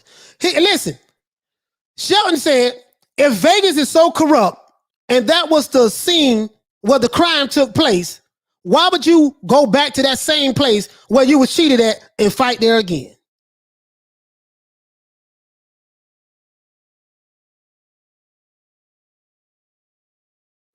I'm waiting on the answer. Kind of get two golden. Hey, here you go, right here. Go ahead, brother. Turn the music down. What's happening, man? Hey, turn the music down. I'm waiting on the answer. So much seafood You travel. know, turn, I don't have no music playing. hey, here you go, right here. Go ahead, brother. What's happening? Oh, no, you got the radio on the background, right? The TV. Instead, Oh, using hold on, something hold on. like V8 gives this. Okay, All go right. ahead, brother. All right, so you telling me this man did not cheat? How did this man not cheat? First of all, there's images everywhere showing that you can see his fist in the glove, right? His glove is flopping. Not only that, he never had that much power. So you telling me Deontay Wilder is wobbling like that? Okay, so are you talking about the first fight or the second fight where the glove was Well, flopping? the second fight, the only thing that he did with Wilder was outboxing. That's literally, he didn't hurt him. He didn't nothing other than outboxing. That's it. Hey, somebody got music playing in the background. Oh, let me mute somebody. All right. Okay. So, all right. So the second fight, you say his gloves was flopping. His glove was flopping, and not only that, he got a dent. Deontay Wilder got a dent in his face, and his ear was bleeding. And boxers said that never ever happened. So how all of a sudden a man with no power is denting somebody's face? Let me ask you a question. You mentioned the ear and you talk about the dent, right? So very familiar with that. And we have another brother on DJ. DJ's from Alabama. He represents Wild. Well, I don't say he represents Wilder, but he's a huge fan of Wilder. He's from Alabama. So we're gonna let DJ speak as well. My question is this: Malik Scott said that when him and Tyson Fury was training before in the past, he said that Tyson Fury burst his eardrum. So he did say that. He said that Tyson Fury busted his eardrum in sparring. He brought it up during the press conference because Wilder wasn't saying anything. That's one. So I don't know if did Tyson Fury had egg weights in his gloves or whatever at that time. We addressed the egg weight situation last night, Shelton. I'm not even gonna drop that bomb there. Right?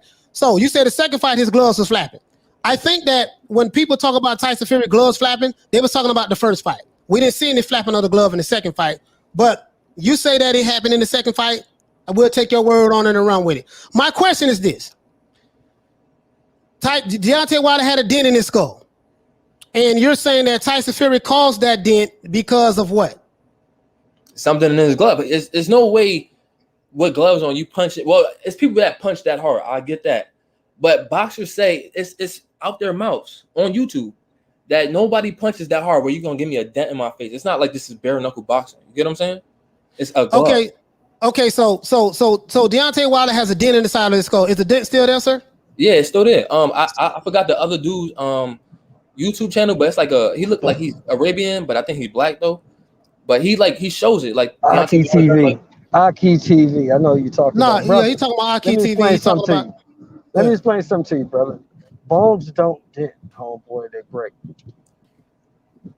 Say that again, because I could barely hear you. Bones do not dent. Bones break. So explain to me how that happened. How he got a dent in his head. He doesn't have a dent. That was a hematoma from getting hit on the right side of his face. It was swelling from being punched. He never had a dent. Bones do not dent. They break. DJ, you want to interject on this? I'm going somewhere with this. So I'm gonna let everybody talk. DJ, you want to interject on this, brother? What's going on, man? How y'all feeling today? We're doing good. Sheldon, I heard Wilder. You know when I hear Wilder, what happened, man? So I mean, listen. As a fan, I don't get into all that. I really don't. But what I can say is from the jump in that fight, he didn't look right. I don't care if it was gloves, water, suit, whatever it was. From the jump, we could tell he didn't look right. From the time he walked out to the ring he's never had trouble stepping over the ropes before. He had to have assistance actually getting into the ring, if y'all remember. So from the jump, his legs were not there for whatever reason. And that contributed to him losing the fight more than anything else. Now, the whole thing with Mark Breland, if he feel like Mark Breland did something to him, that's between him and Mark Breland. That should have never came out. That is my biggest problem with that. That should have never came out. That is between two men. And everybody trying to say, oh, Mark Breland got this reputation. He got that reputation. We love Mark Breland. Nobody said anything when Floyd Mayweather dog cussed his daddy in the gym and changed him and said, Roger Mayweather, my daddy. You ain't my daddy. Nobody said nothing. That was disgusting. No, it was a lot of. Hey, DJ, I don't mean to interrupt you. There was a lot of people spoke out against that. I was one of them. I didn't hear it at that time. Yeah. So go ahead. Shane Mosley replaced his daddy with Nassim Richardson before one of his fights. Shane Mosley's dad has been his trainer for a long time. There was no big outcry for that. So we got to stop acting like Wilder committed a crime by replacing Mark Breland. No, I don't know Mark Breland personally. Like I said, what happened between them is their business. I don't like that their business became front street news. But at the same time, we got to get off that, man. That was between them two. Okay, well, I'm glad you said that. I'm not upset with Wilder because he got rid of Mark Breland. Trainers get fired all the time. Have no issue with that. If he feel like he need to move on from Mark Breland, fine, move on from Mark Breland. The issue that I had was you said that this man spiked your water. Bro, this video was supposed to be about Deontay Wilder training and how I like this energy. I love the fact he was screaming. I like the high energy in it. And the guys who were spotting him could have got him severely injured because he's bench pressing 310 pounds. He struggled with it. And the guys who spotting him did a piss poor job. This what this was all about. We went from talking about that to now we talking about the glove to Mark Breland. And I knew when I brought this training video up, who was going to come, what questions going to be brought about. Well, now, we can pivot back, Coach. It's fine. We can pivot back to that. Yeah. But as it relates to training video, I loved it. Yeah, me too. But what I'm saying is as it relates to Mark Breland, if people can choose, and there's nothing wrong with that, to attack Mark Breland, I can choose to defend Mark Breland. That's all I'm saying. Mark Breland, I've asked a lot of people in boxing who been in the game a long time, trainers, championship trainers, Hall of Fame trainers. All of them say the same thing about Mark Breland, right? So Wilder feels like, and I agree with you, if Wilder feel like Mark Breland did something fishy, he should have kept that in-house. You know, all I'm saying, don't throw the man under the bus when you accuse him of doing something. You haven't shown anybody proof of it. If he don't feel like he need to show any proof, fine. But this man was receiving all kind of death threats. I took it upon myself. I took that personal. I took it upon myself to defend Mark Breland. If people can take it personal to defend Deontay Wilder, I can take it personal to defend Mark Breland. I'm doing the exact same thing. But look, can I ask you a question real quick? Go ahead. I mean, like, if you look at him, like, he looked high out his mind. He looked high and tired. You don't need no other proof. That you can look at him and see, like, he was like not himself. Like, brother, listen. I was one of the first ones who said when Wilder fought Fury that night, he didn't look the same. I'm not disagreeing with that. This is where the problem comes in at. He didn't look the same, so we're going to say, man, it's Mark Breland. But who was that? Who was that's the black guy that was the black trainer that got fired. But your argument was Tyson Fury cheated with the gloves, right? But JD's was in the locker room watching the hand wraps and watching the glove get put on. And JD's that white guy that was. It's the white guy, and guess what? He's still there. But let me ask you something, man. Because I don't want to make it a race thing, but I mean, it's a race thing now. It's there now. It's there now. I hate to say it's there now. It's already been made that by a lot of Wilder supporters. It's there now. It's not just supporters. It's like, think about this, right? The guy looks directly in the camera, and he turned it off. And then I'm supposed to take a word from another white guy who I don't know him to be racist, nothing like that. But I mean, they stick together. They lie for each other, man. It's just in history. So you expect me to believe him? Come on. Well, but I'm saying, so if I go by your logic, why is JD still there? Because, like you said, boxing is corrupted. So why would they let him go if they plan to do that? You get what I'm saying? But JD's work for Wilder, right? JD's work for Wilder, right? So why would he allow Fury to put load stuff in his gloves if he's sitting right there in the room watching the hands being taped? Why would he allow that? And why, if he did allow that, why would Deontay Wilder keep him and then say Mark Brennan spiked his water but not present any proof? The post-fight talk screen would have shown that his water was spiked. Well, I can't say none of that because I didn't know that he worked for Wilder. But I mean, like, you got to think about it. He probably got paid off. You get what I'm saying? I'm not gonna just let that go. What you're saying makes total sense, but I can't. I just can't, man. Because he didn't look, bro. He never looked like that. As energetic as. Let me ask you a question. Hold on. Let me ask you one question. Hey, let me get this super chat out the way. Look right coming out for the fight. We get that. We know he didn't look right. But is the biggest problem for people that Wilder got beat up by a white guy? Is that the biggest problem? No, that's absolutely not true because black people lose to white people all the time. I don't care about. I'm not racist. So if he lost, I'd have took the L. You know, he's one of my favorite fighters, but mine is really Floyd Mayweather, Gervonta Tank Davis, and Winky Wright. You know what I'm saying? But if he'd have lost, he'd have lost. You know what I'm saying? I seen him getting beat up. Oh, you said Winky Wright? Okay. Yeah, Winky Wright, you know what I'm saying? Okay. Go ahead. But if he'd have lost, he'd have lost. You know what I'm saying? I don't care about that.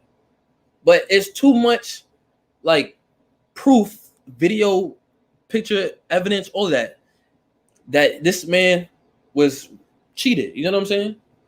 Okay. Wait. Let me get the super chat out. Why didn't he go to court? Why didn't he go to court and sue for damages or bring for criminal charges? Because putting weights in your gloves is a criminal offense, and he go to jail for that and be banned. I'm gonna answer that. You want to do your super chat first? Yeah, let me get the super chat, bro. Thank you so much. Hey, shout out to D-Style Boston, man, for the super chat.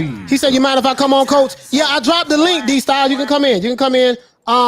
Also, shout out to my brother, Mr. Jackson, for the $5 super chat. He said this is a great opportunity for all Wilder fans. They can go to a casino and earn money when they are right. $1,000 bet will pay you $3,000. D-Style, come on in, fam. What up? What's going on? Hey, listen, man. Listen. Again, let me stick to the topic, right? The topic of the show was this. I was just basically bigging up Deontay Wilder. Well, I loved it, the Instagram video. It was hilarious as hell. This is the part of Wilder that I like. I like the energetic Wilder. I like the one who, he's entertainment. You know what I mean? He was talking about womp. He's a freight train. He was yelling and screaming. You know, the problem I had with that video was whoever the hell was spotting him did a terrible job. The man could have broke his goddamn back, all jokes aside. His butt was in the air, right? And he was straining. So, and the guys who were spotting him didn't do a damn good job. One that was supposed to be behind him, holding the bar in the middle, right? This is how I spot. You see what I'm saying? This is how I spot. I've been doing this shit for 34 years. This is how I spot. This is what they should have been doing. This man could have got hurt. We could have had this fight postponed, every goddamn thing. And I don't want to hear this as a reason why if something go down because of improper, they shouldn't have had him in there doing that. But I like the energy. That's what this was all about. Coach, we was talking about that, Coach, then it went to another direction. Put the link in the chat. Put the link in the chat for DJ. I mean, I did see that clip, man. By the way, thank you for having me on. Yes, sir, go ahead, I did see the clip, and you're right. I mean, what if he did get an injury and then we don't get the fight that he's been waiting for? You know what I mean? What if there's a bicep tear, a tricep tear, something on the chest or something? It was very, very dangerous. That's for sure. Right. So that was my only issue. With the trainer video. I was like, man, damn, man, this dude could have hurt himself. Go ahead. Well, I just needed to say this. Like, my issue was this, D-Style. This is my issue. 315 pounds for a 225-pound man is not impressive. I was benching 315 in high school. So that's not impressive to me. But boxers don't really lift that heavy. So Right. So why is he doing it? Yeah, he should have been lifted in the first place. No, I'm saying because you say it's not that impressive, but boxers don't really like, you know what I'm saying? So I get what you're saying. It's not impressive for him, but Yeah. What we saying is he shouldn't have been lifting that kind of weight because it was too heavy for him. Let me give a shout out to everybody I just laid in. Shout out to my young brother Tori Samuels. I'm glad you came on. Shout out to Tony's Reviews. You've been waiting very patiently. I'm gonna let you talk. Shout out to D Style. Shout out to Unanimous Opinion. Shout out to you, brother, and shout out to DJ for coming back in. Sorry that you fell off. Let's let who was on what's my brother name? Tony's Reviews. Go ahead and speak, brother. You've been patiently waiting. Go ahead. That's fine. I appreciate it. I want to talk to Tory real fast because he said, Fury don't have no power, right? That's the lie that's been sold. Fury ain't got no power. That's what you said, right? There you go. Right. So here's my thing. How many fights does Tyson Fury had? Do you know? The exact amount? No, I don't. Okay, he's had 31 fights, okay? He's got 30 wins, 1 draw. That draw was with Deontay Wilder. Out of them 31 fights, he has 21 knockouts. Now, I'm about to break this down for you real fast. You have to understand something. 3 of those fights were rematches, okay? He had a rematch with McDermott, who a lot of people said beat Tyson Fury. In the rematch, he knocked him the fuck out. He fought Derek Chisora. He made Derek Chisora quit in the rematch, which counts as a knockout on your record. He fought Deontay Wilder in a rematch and knocked him the fuck out. So here's my point. He's fought 28 different fighters. Out of those 28 different fighters, he's knocked out 21 of them, which means only 7 people didn't get knocked out by him. And every single person he's rematched, he's knocked the fuck out. So if that's not punching power or a consistent type of power, I don't know what is. So how does he not have power?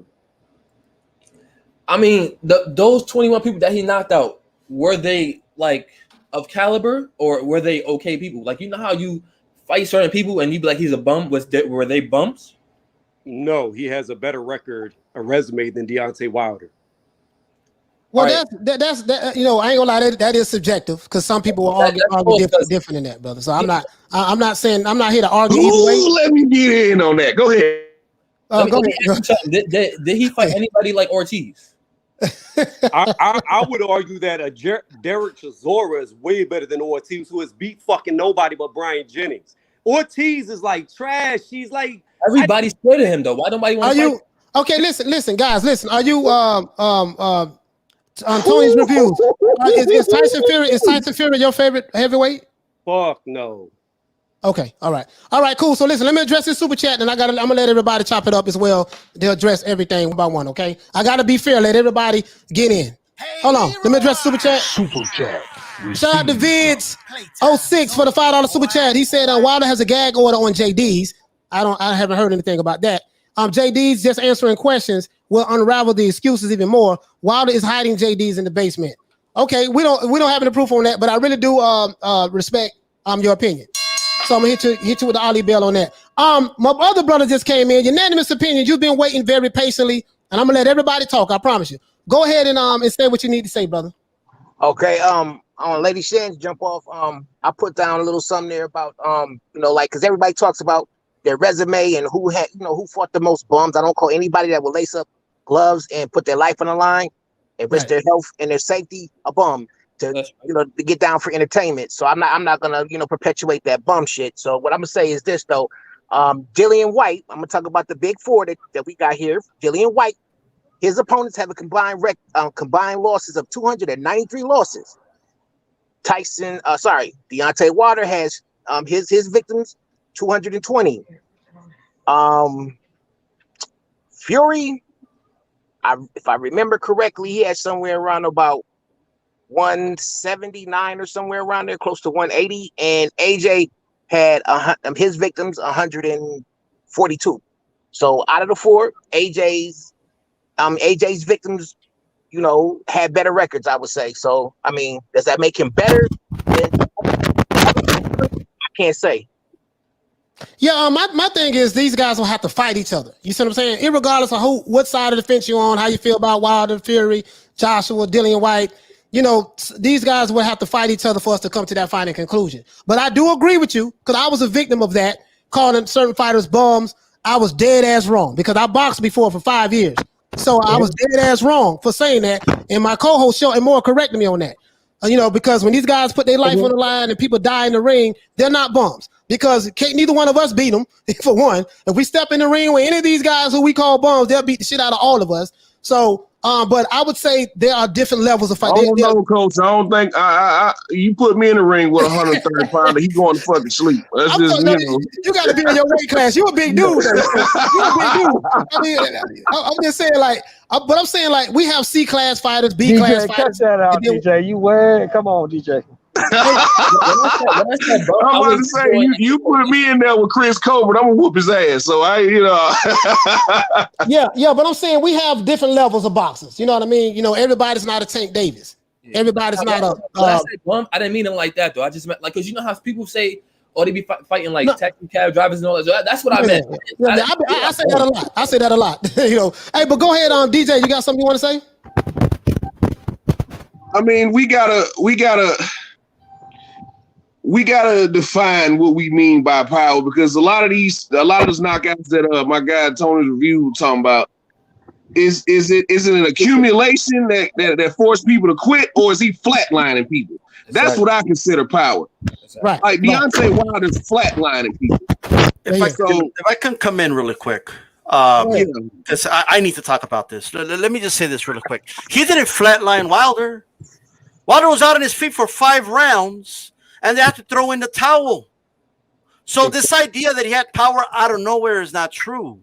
He's just a big dude. He hit Wilder in a sweet spot. He didn't take him out like that. It's a myth to say, he got this power out of nowhere. No, that's a narrative, brother.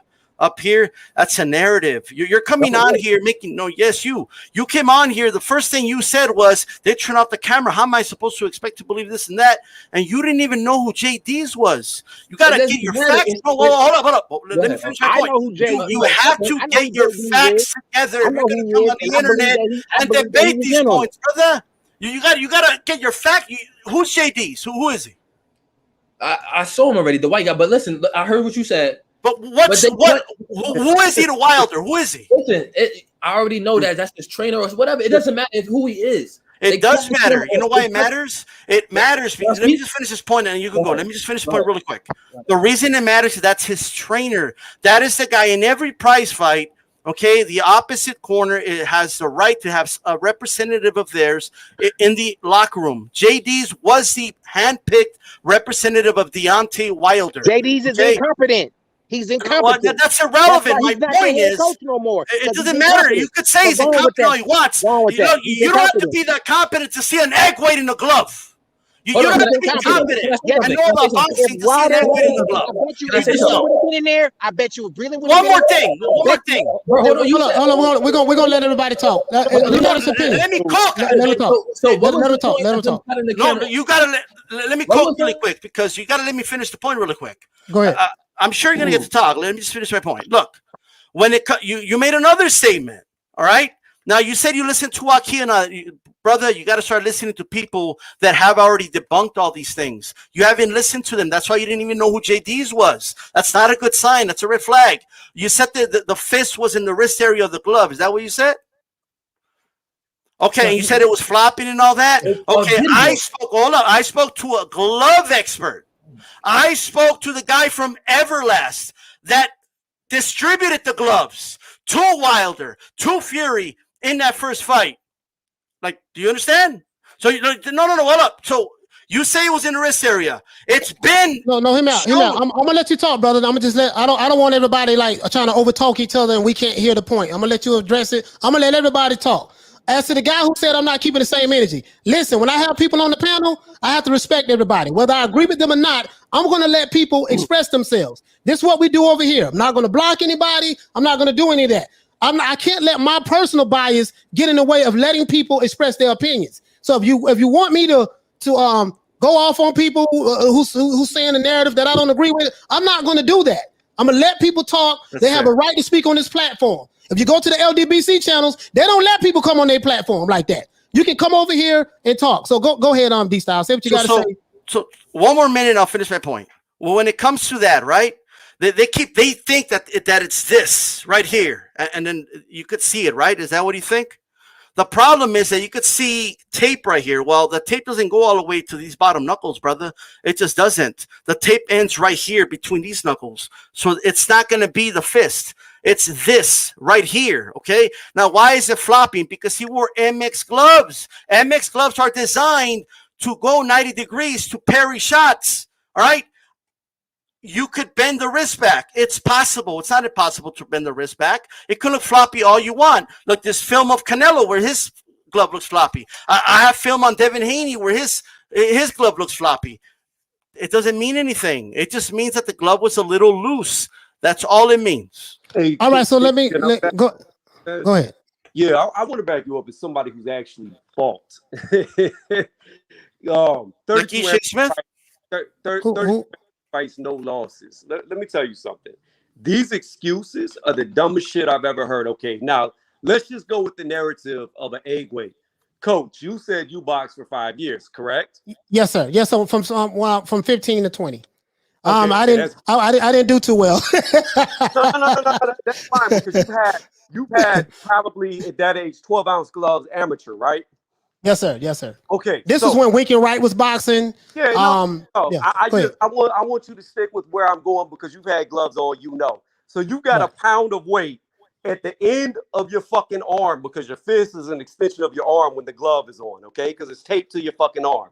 So you have this counterbalance that's pulling your fucking arm down, the glove itself. Now, what you're telling me is somebody is going to take a metal egg weight, which could work. It would be great early. However, the longer you have that fucking weight on your damn hand, it's going to be the harder it is to hold your fucking hands up the later that fight goes on. So in other words, when you're fighting a guy like Deontay Wilder who can one-shot you, if your arms are too fucking tired because they've been weighed down, it would be the dumbest cheat to ever do. Second thing I want to say, if you were to slip your hand into the wrist of the glove and throw wrong and the top of the glove bend backwards while you're throwing the fist because you're taped with gauze, you got gauze and tape around your wrist, right? You break your fucking wrist. So that too would be the dumbest fucking cheat to ever do. So I just don't understand it because you'd be a jackass to cheat like that is what I'm saying. It would hurt you more than it would help you. Listen, this our young brother, man. I don't want us to jump on him too. Hey, brother, how old are you, Tori? Listen, I'm good. I can hold my own. I'm a grown man. I'm 25. You feel me? Okay, all right. Okay, go ahead. All right. Sorry about that. Hey, listen, Troy. Hey, we got my brother Troy Graham in the building. Hey, Troy, go ahead and say what you got to say. We asked Tommy Brooks and we asked Jerry Cooney this question last night. Go ahead on, Troy, and address this. Yeah, I just want to know what is a egg weight, and in the history of boxing, has anybody ever gotten hurt or killed by a floppy glove? Can anybody tell me that? What kind of damage can a floppy glove do to somebody? None. Hey, I can't hear the brother. He's on mute. You're on mute, bro. You're on mute, bro. You're on mute, bro. You're on mute. Hey, whoever playing music in the background, let me find out who's doing it so I can mute him. Go ahead. Hey, Troy, to answer your question, he wasn't hitting him with the glove. He was hitting him with his fist that was in the middle of the glove. You get what I'm saying? How does that hurt you? Because I box myself. So how does that damage you? I hit you with my because you're hitting them in the palm of your hand at that point. That's the palm of your hand that you're hitting them with at that point. I understand what you're saying, but at that point you're punching with the palm of your hand, not your knuckles, because your fist is upright. So how could that do you damage if it's the palm of your hand? Go ahead. He's hitting him, like I said, his fist is in the middle of the glove. There's video evidence. I don't know how many times I gotta say this. There's photo and video evidence. His fingerprints, his knuckle prints are below the glove. Brother. Hold on. See, this is exactly why I never got into this shit. I thought you were 17. Let me make my point real quick. Can I speak? Let me make my point real quick. Okay, you said you saw this, right? Yeah, there's video evidence. Just look it up. No, but you saw it. That's what I'm asking you, right? Did you see? Okay, good. Now, Wilder's in the ring with him. If you saw it, wouldn't he see it? And how come he didn't bring that knowledge to his corner? Hold on. How come he didn't bring that knowledge to his corner, and then his corner would have had the ref check the gloves? Your question. He was out of it. He was not focused on that. He's worried about himself. Like bro, his legs was wobbling. He was literally dancing in the middle of the ring, bro. He never looked like that. And to answer your question, style boxing, you said that didn't answer my question at all. How did I not just answer your question? You just said why didn't he address it to his corner? Because he was out of it. He was not focused on that. He was getting beat up because he was not himself. You get what I'm saying? Did I answer your question? Okay, fine. Okay, so now you're saying it's not the glove, is that he came in weak and he wasn't himself, right? Oh, Jesus Christ, bro. It's like you're dancing around. We already addressed all of that. His water got spiked for the 100th time. You have no proof of that. I don't have any proof of that. I don't have any You're proof of neither asserting that. That's an assertion. That's not proof. Just be quiet. When has he ever looked like that? Answer that question. So why all of a sudden? Where is the proof of the spiking? Where's the proof that his water was poisoned? Bro, there's no proof of them putting the shit in his glove. They turned the camera off. You can't see everything. Okay, right. I understand the camera was off, but JD's eyes were wide open, right? JD's eyes were wide open, and he was standing right there. How do you miss someone putting a weight in the glove? And how much weight did he put in the glove? Because egg weights come in different weights. So how much weight of an egg weight was it in the glove? I never said he put an egg weight. I don't even know what that is. I don't know what the hell it is neither. Because you're Google it to find out. Brother, you're not even getting the things right. Like how am I not getting? No, like the floppy glove was. Let me help you out. The floppy glove is the first fight. I understand. No, I'm helping you out with your own accusation. No, I understand what I'm saying. The first fight was the floppy glove. The second fight was the egg weight. Bro, have you ever put a boxing glove on before? I put a boxing glove on before, and it don't flop. So what are you talking about, bro? Just I put on the boxing. Yeah, actually, gloves do flop, brother. No, they do not, bro. They do flop. Listen, youngster, listen up. Coach boxed for 5 years. I boxed for 7 years. If you got horsehair gloves, they get wet, they get heavy, and they flop. Have you ever boxed before? You just said if they get wet. You just said if they get wet, right? They get wet because there's water in the corner, man. Sweat. Water in the corner. Come on, man. Stop it. Have you ever boxed before, warm bro? up in the corner, brother. They hit the mitts, brother. Boxing gloves, bro. Then you don't know what you're talking about, bro. The only time what you're talking about. If your hand is not in the boxing glove. Hey, young man. Tory. I'm begging you, brother. I spoke to the guy that distributed the gloves to them. That gave the gloves to Wilder, the Everlast guy. They can lie, bro. So why is he still wearing Everlast if they're lying on him? Why does he still have that trainer if he's in on it too, or what? Let me tell you. I'll tell you how you settle this. Why don't you go to a gym? No. Why don't you go to a gym and put a glove on and then try to move your fist down like the way you said it, and then go hit someone just like that? You might end up breaking your wrist if you try to hit him like that. Hey, but Troy, he knows what he's talking about. Why don't you educate us? Explain to us the difference between a foam glove and a horsehair glove, and why would a boxer wear one over the other? Go ahead. In the middle of the glove. How are you gonna break your wrist if your fist is straight? No. Can you educate us about? How do you do any damage if your fist is in the middle of the glove? Can you explain that to me? How do you do any damage when your fist is in the middle of the glove? See, Coach, please? I agree with you. I agree with you, Coach. Listen, he should be doing rep max like we was doing in college. We only went 225. We did it as many times as we can do it. I never went up in high weight. That's how they judge whether or not we was getting stronger. You should, 20 reps for 225. Then the next quarter you doing 25 reps. And the next quarter you doing 30. So that's what I think that's what he should have done, man. I never really like going in high weight. I'd like to see what his squat weight is, because a lot of people talk about John Jones's legs, but then after they're in there with him, they say, "Oh, John is a lot stronger than we thought he was." So I'd like to see what his squat is, man. I want to see what his rep max would be. But that's how I felt when I saw the video. But I can't wait till July 24th, man. It's gonna be a great night. I say Wilder cracks that egg ass head and ends all this foolishness. All right, hey Tori, listen, brother.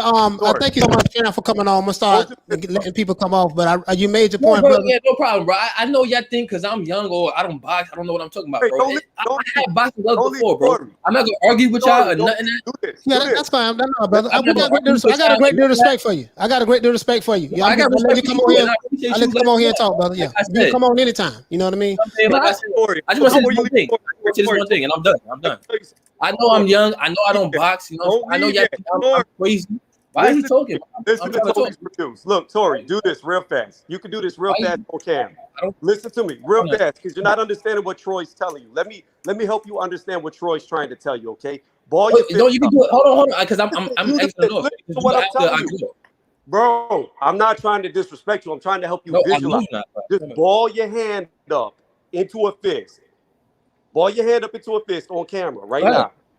No, I'm telling you, ball your fist. I know what you're saying. Okay, now extend your fist forward towards the camera. Like that, right? Right, like you're throwing a punch. Okay, now look. The reason why that punch right there does damage is because your body is coming behind that straight punch.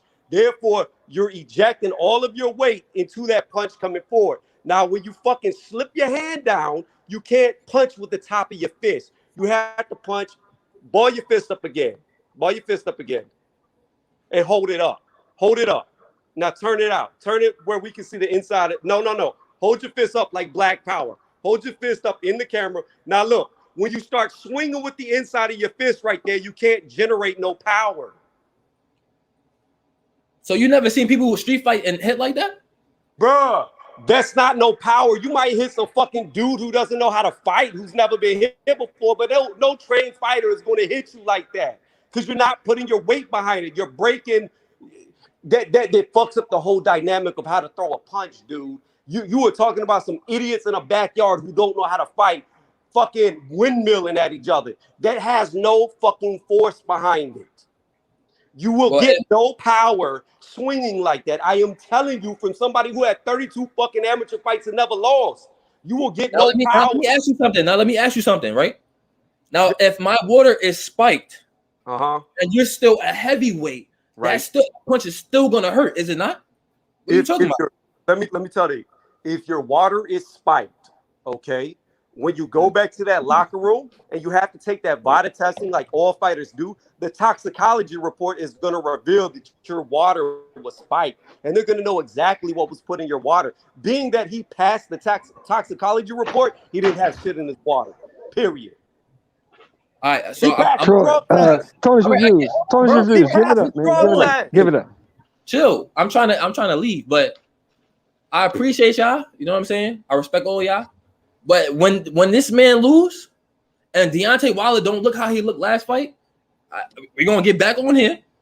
I remember this. Matter of fact, I'm gonna subscribe to the channel and we're gonna get back on here. And I want y'all to eat your words. Remember what y'all saying. Yes, sir. Please subscribe. Please subscribe to the channel. We on Sundays and Fridays, 3 o'clock Eastern Standard Time. Report live out of Miami. Please subscribe. Hate, like, share, subscribe. Please come on. Yes, brother. I appreciate you. I'm gonna let you go, Tor. Okay. Be safe, man. Be safe. Yeah, black love. You feel me? Yes, sir. Yes, sir. Yes, sir. Thank you, brother. Thank you. I hate that mentality. I hate that mentality that if Deontay Wilder wins the trilogy, then Tyson Fury had to cheat in the rematch. That's not true at all. It's just like if I was still in college, if I go fail a math test on Monday and I retest on Wednesday and I pass it the second time because I studied in the first time I didn't, that didn't mean that the teacher cheated me in the first test that I failed. Yes, it does. Yes, it does. It's such a fucking stupid mentality to me. Like, if somebody got drugged and they're taking drug testing, it would show the fuck up. Period. Hey, let me get the super chat out the way, guys. Hey, shout out to my brother Toon. I'm so sorry. Okay, go ahead. It took me so long. Toon say, Coach, you think I'm bad at 27? I ain't that bad, bro. With Tank. Hey, Toon, did you get that paper? Hey, listen, man. So listen, guys, I want to let everybody know in the chat, because listen, man, when people come on the panel, I let them come on the panel. I'm not going to, I'm not trying to yell at nobody and debate and attack anybody. Let people come on who has a difference of opinion than you. That's what make the show great. This is not a dictatorship. It's not my job to, if you don't agree with me, block. Oh, you with this group, block. I'm not going to do that. I'm going to let you come on as long as everybody respectful. Because I want people to respect each other. Let everybody say what they have to say. You do not have to agree with me to come on this panel. That's the difference between me and other channels. You can come on here, say your piece, as long as you're respectful. I want to make sure everybody respect each other. If you go to cursing each other out and stuff, I'm gonna remove you. But other than that, man, let everybody say what they have to say. This is not about you agreeing with me. Damn, the hell with me. The platform is bigger than me. So, DJ didn't say anything yet. Troy, go ahead, Troy. Bo, shout out to my brother Bo. Bo in the building.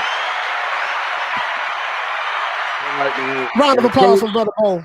What up, fellas? Yeah, Coach, I just want to say this whole thing is just real tiring, man. And I don't know how you could just follow someone so blindly without any proof. Without any proof. And if someone's glove is floppy, that's basically getting pimp slapped. That's what that is. You getting pimp slapped with a glove. That's all you could do with a flop. You've never heard in the whole history of boxing someone died or someone was injured from getting pimp slapped by a glove, right? In the whole history of boxing, have you ever heard that? That's what a floppy glove is. I mean, can you address what Tommy Brooks said last night? But basically, guys, I'm gonna explain to you what an 8-weight is, because I shot a box with an 8-weight before. Basically, it's a piece of metal about the size of this mouse, a computer mouse. It weighs approximately maybe 3 pounds, which is not that much, 3.5 pounds, something like that, right? And people use it to shadow box with. You see what I'm saying? In the gym, I've shadow boxed with it before, and I'm telling you guys, bro, I don't know what ounce gloves that Tyson Fury and them use, but I'm telling you, bro, it's tight. If you look at those gloves that Tyson Fury had on, it looked like he had the horsehair gloves on. I could be wrong, because they was real. You could hold on, I'm finna show you something. Hold on, I'm finna show you something right now. They use 10 ounce. Also, you know, Sheldon. But can you hear me? Yes, sir. Yeah, we got a show on Wednesday, man. Coach, man, go ahead and check the group chat we got, because we got a guest coming on Wednesday. Okay, I'll be there. Yesterday I was busy with my daughter, had a lot of stuff going on, but I'll be there Wednesday, bro. I will. Hold on. Hey, Coach, I didn't know the weight of an 8-weight, because I've never used them whenever I was going into the boxing gym. Never put one on my hand, but I can say. So heavyweights, I don't know if you heard me, they wear 10-ounce gloves.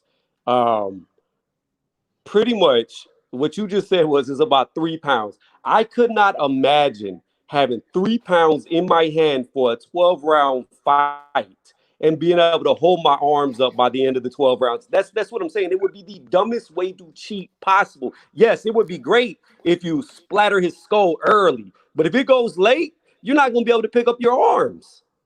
Yeah, I tell you what else Tony, you can't let imagine. me say something to you, Tony. Let me say something to you. Okay. If you put an egg weight in your hand and then take your fist and put a glove on, the second you throw a punch and hit somebody in the head, you're probably going to break all your fingers, probably break your hand. Thank you very much. Shelton, first off, you wouldn't even be able to do that, because I know whenever I had my hands professionally gauze wrapped and taped, it took one person on each side of me, so 2 people just to get my fucking hands in the damn glove with nothing in my hand. I boxed for 7 years, brother. I know exactly what you're talking about. I know exactly what you're talking about. Like I couldn't even pull my gloves off. Like if I had one glove off and I was trying to pull the other glove off by myself, I can't. It's too fucking tight. Yeah, you'd be stuck there all day. You'll never get it off. You need help. The problem is, Shelton, is that most of these people, they've only worn like Everlast Velcro gloves. They don't even know what a lace glove feels like, or a professional glove at that. So they've never boxed. They don't understand what they're talking about. They never boxed.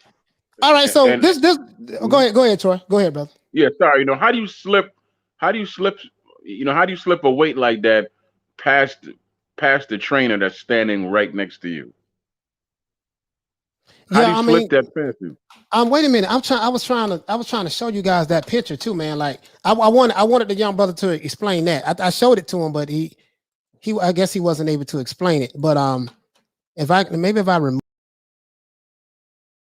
Troy, explain this to me. How do you get your water drugged, but yet you pass the drug test after the fight's over? I've been saying that for a year and 18 months now, Tony's Reviews. Wouldn't it show up in the talk screen? You got to take a test before the fight. You got to take a test after the fight. So something would have showed up. Right. So, okay, this is what I want to do. The topic. Okay, let me go ahead. No, go ahead, DJ. Go ahead, DJ. Nah, this is what I want to know about. You know, I saw the video that Deontay Wilder put out on Instagram. I'm not going to lie to you guys. I loved it. I'm going to work out as soon as this live is over with. I'm going to go work out. It hyped me up because I loved his energy in it. Right now, I can sit here and critique. I can sit here and critique his form and all that stuff. There, I'm not going to do that. Wilder just he has lean muscle mass. He has lean muscle mass. That's what we call it in the gym. because he's tall. He's 6'7", so his muscles is leaned out. He has, skinny legs and stuff like that. I think that he probably need to work on his legs a little bit more. Not necessarily like do squats with heavy weight, but just maybe like 135, a lot of reps. Do the typical, the strength and conditioning stuff that you need to do in order to build your legs and your core up, your core as well. But as it relates to the bench press, the only problem I had with that was whoever those guys was that was spotting him, they did a terrible job. The man could have got hurt.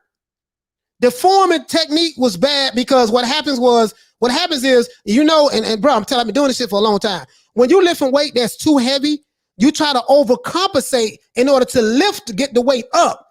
So this is how you injure yourself. He could have pulled the muscle in his back, his lower back. Even if he felt fine right then, his back could be sore as hell in the morning. I'm telling you, I have done it. You see what I'm saying? These dudes that sitting there spotting him, talking about, go ahead, D. Nah, nigga, you need to get behind him, hold that bar correctly because it's too much weight. Who I did was to let him do that. That's the only problem I have, but I loved his energy in that video. Coach, that's it. Not only that, though, but he was benching in socks on a fucking rubber mat. So you could slide him underneath you, and then it's going to be all types. You could tear a pec very easily if them feet give out and you slip. It's just the whole thing was dumb. Oh, Jesus. DJ, go ahead, DJ. Lord have mercy. Boy. Go ahead, DJ. Say, Lord. Hey, go ahead, DJ. Go ahead, DJ, before you go, DJ. Now, I was benching 315 in high school, so I wasn't impressed. No, but he's tall. He's I'm going to tell you why his technique was so bad. Wilder is what we call around here country strong. Yeah. That man ain't been lifting weights to play sports. That man was just lifting weights to work out. And that is country strong. That's why that technique was so bad. That's why that bar was so uneven. You can clearly see he has a strong hand and a weak hand. He just decided to hop up under the bar like, yeah, I think I can get that. And he got it. Now, with I hear this question come up a lot, when it comes to the spiking of the water. This is why I don't get into this, because there's nothing we can prove with the gloves, with the water, none of that. With the suit, none of that. We can't prove any of that. What I can see is when he got in that ring, he wasn't right. That's what I can see. So with the whole drug testing thing, I don't know if VADA is the same as USADA, but there's a list. There's an entire list of substances that they test for in particular.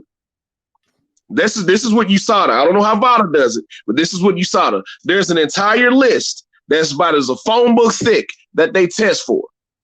If something was put in this water, I'm not saying it was. If it wasn't on that list, they didn't test for it. Yeah, but here's the problem. So the NCAA in college football, they use pretty much the same stringent testing as VADA, right? Pretty much same guidelines.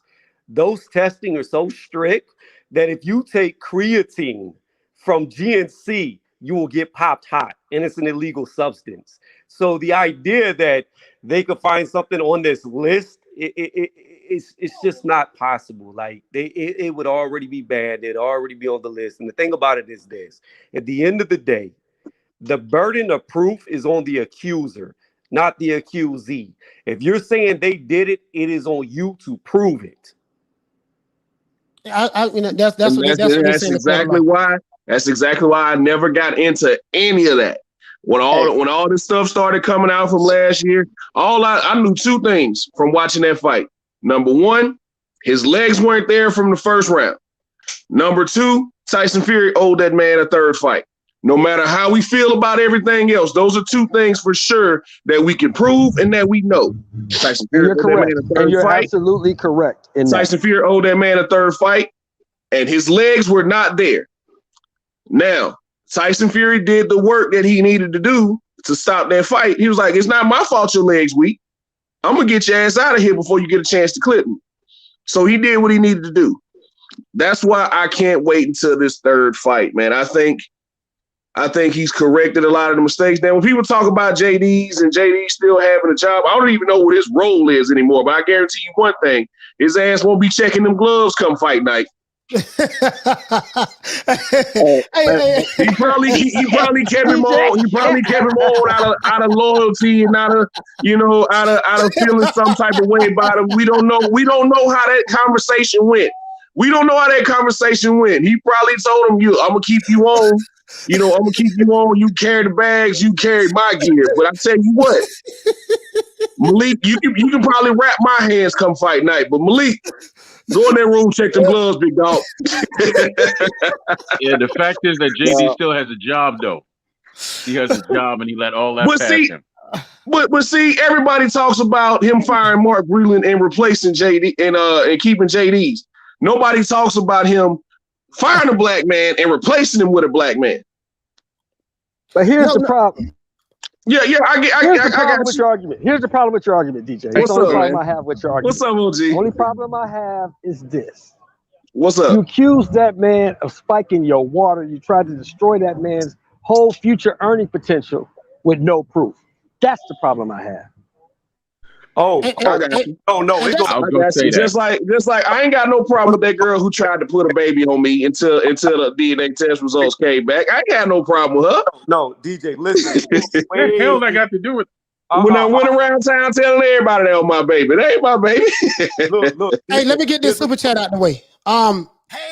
Shout out to my brother Lil Bullet, Lil Bullet for the super chat, fam. I'm so sorry I got to you late. That's why I had you up there as a reminder. He said, just wait for it. That weight lift will be Wilder's next excuse. Lil Bullet. Lil Bullet, go to hell. You can go to hell. Fact. Go to hell. Hey, let's give it up for DJ, man. DJ is my guy. Let me just say this real quick. And DJ supports his guy no matter what. Well, I say, no matter what y'all say, I'm going to only see it one way. I'm only going to see it one way. I'm riding with Wilder no matter what y'all say. I don't care what you say. I'm riding with Wilder.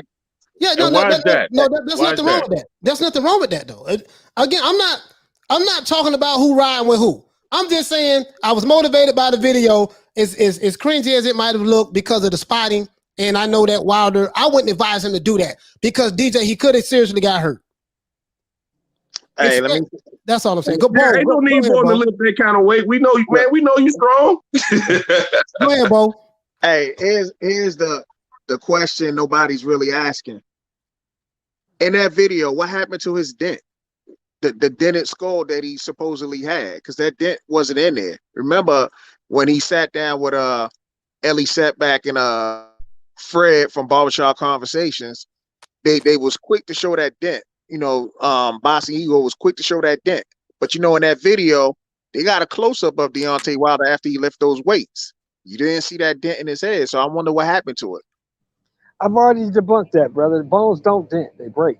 There's no. Dent I know. I'm just saying, but this is just the the question to a lot of people kept saying he got a dented skull. Shout out to Y2K for the super chat. He said Wilder's been doing a lot of talking that he's got to back up.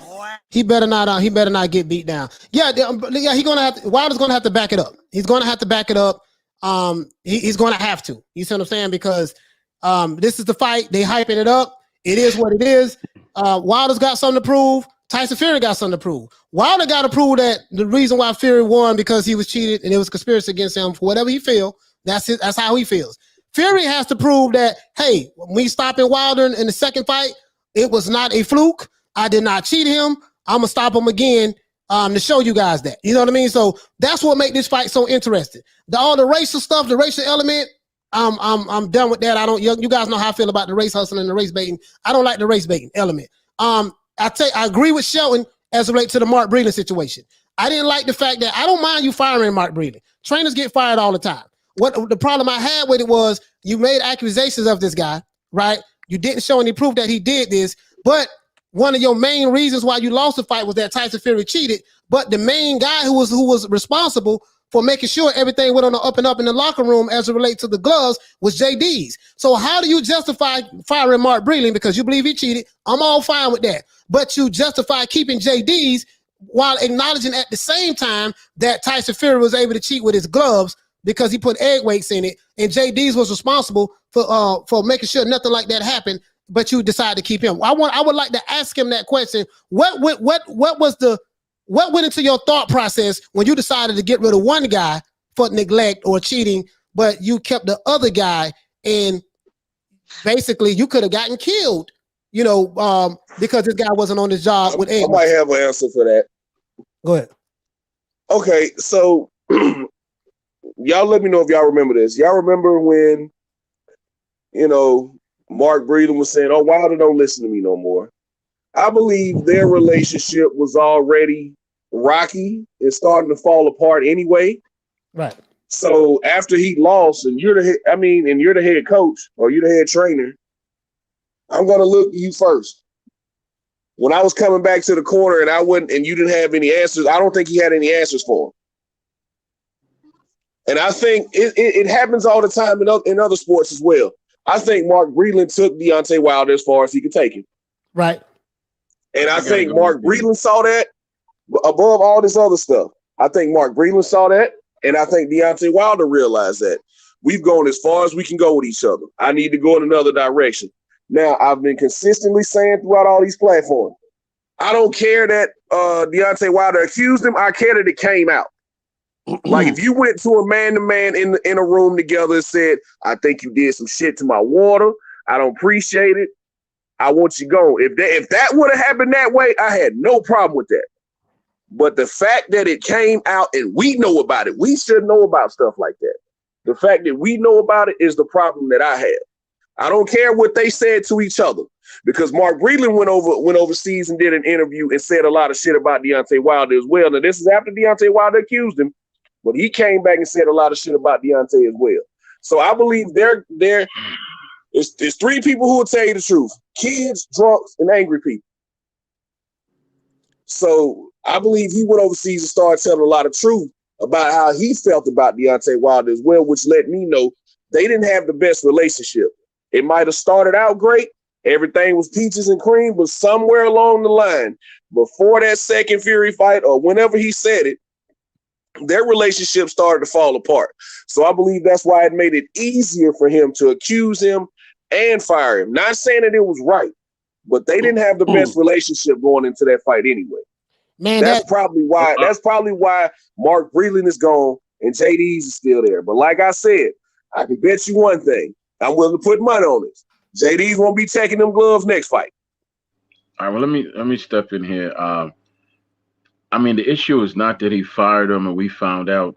The issue is this man claims to be so pro-black, but he slandered this man's name and dragged it in the dirt, which really he was trying to kill and assassinate his character so he would never work again. Whatever Mark Breeden said after the fact, he never slandered Wilder. He simply said, "Okay, this is what I know because I was in there with him and all that." And he was never the head trainer.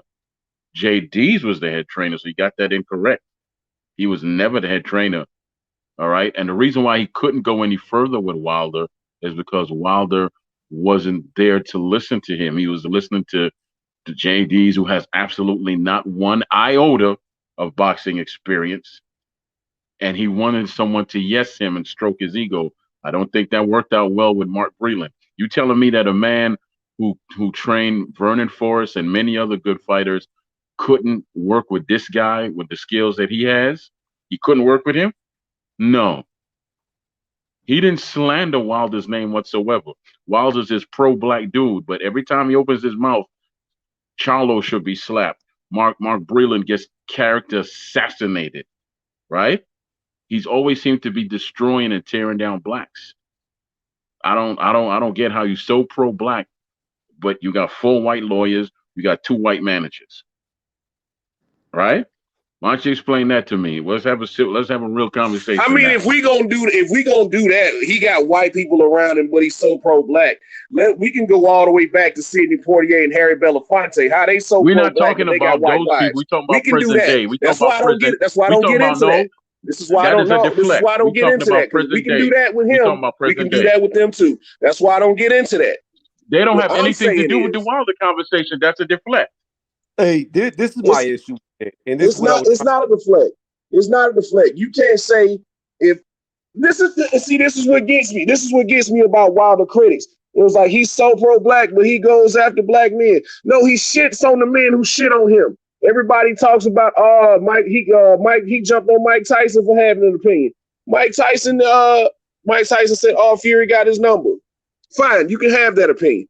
Floyd Mayweather said, I'll train him. And he jumped on Floyd Mayweather. All of a sudden, people became Floyd Mayweather fan. Oh, he jumped on Floyd Mayweather. No, Floyd Mayweather was shitting on him from the start of his career because he saw Deontay Wilder was starting to get some shine and take it away from him. Okay. Andre Ward was shitting on him. No, he wasn't. He spoke his truth. Was. He spoke his truth. Yes, he was. Yes, he was. If someone speaks their truth. Huge difference. There's a huge difference in shitting on somebody and criticizing them. There's a huge difference in pointing out flaws that you see and shitting on somebody. But this is what I've been trying to say for a long time. It's not just about financial. It's not just about his ability to make a livelihood going forward.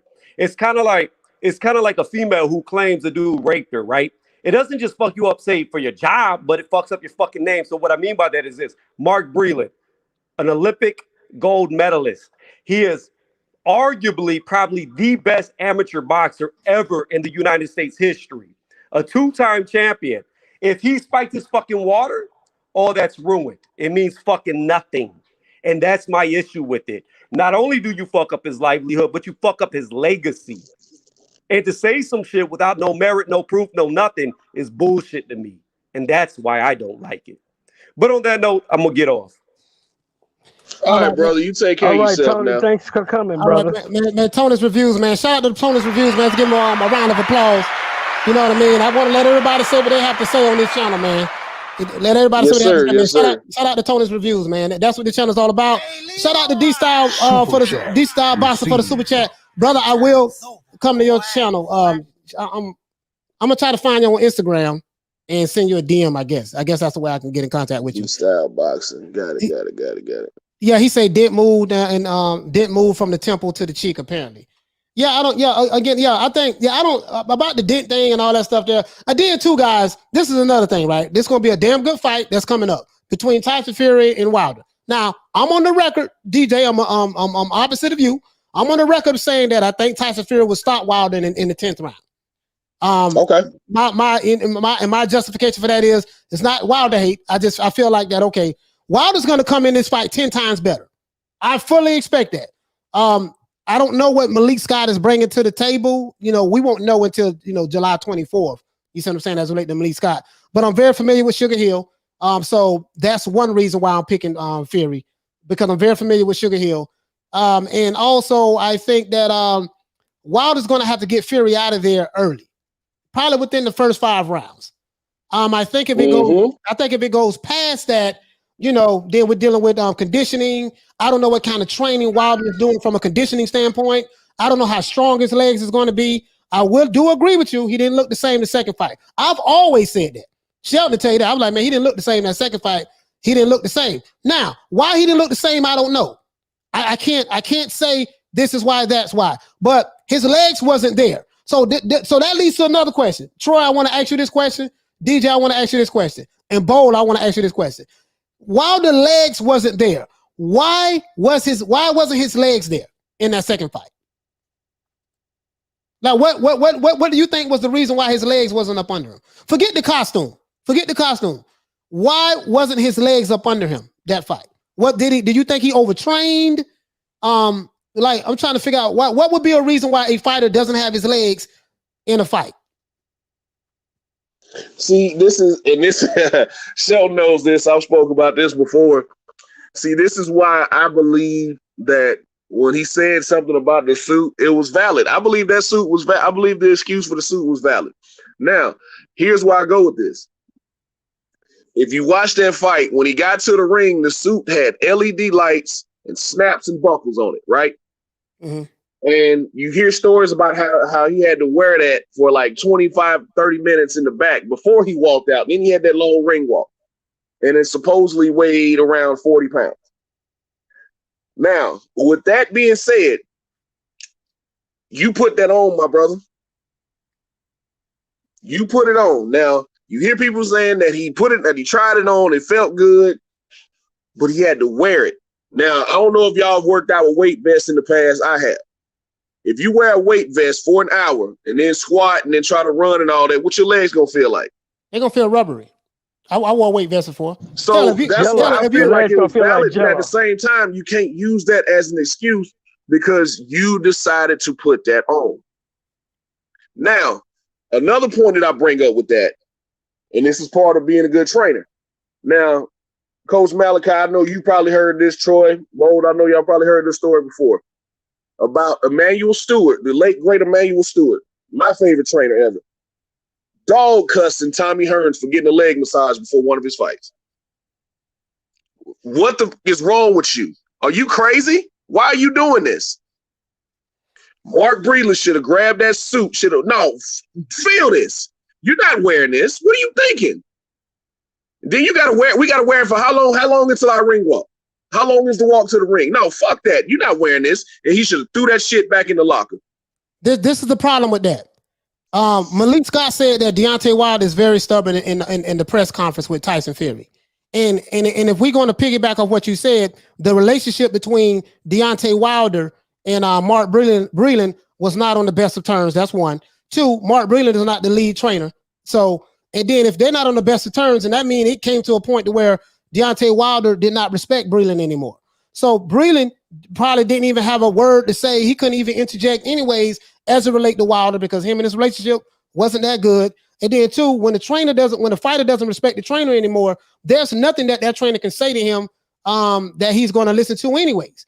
So Wilder is the type of person, from what Malik Scott, just from what I've heard, Wilder does what he wants to do. He does what he wants to do. He don't listen to nobody. You see what I'm saying? So, in defense of Breland, while you say Breland should have said this and that, I mean, who knows? Maybe he did, and maybe he didn't. But at the end of the day, like you said, Wilder made a decision to wear that vest. Yeah, at the end of the day, Wilder made that. That's my guy, my brother, my Bama brother.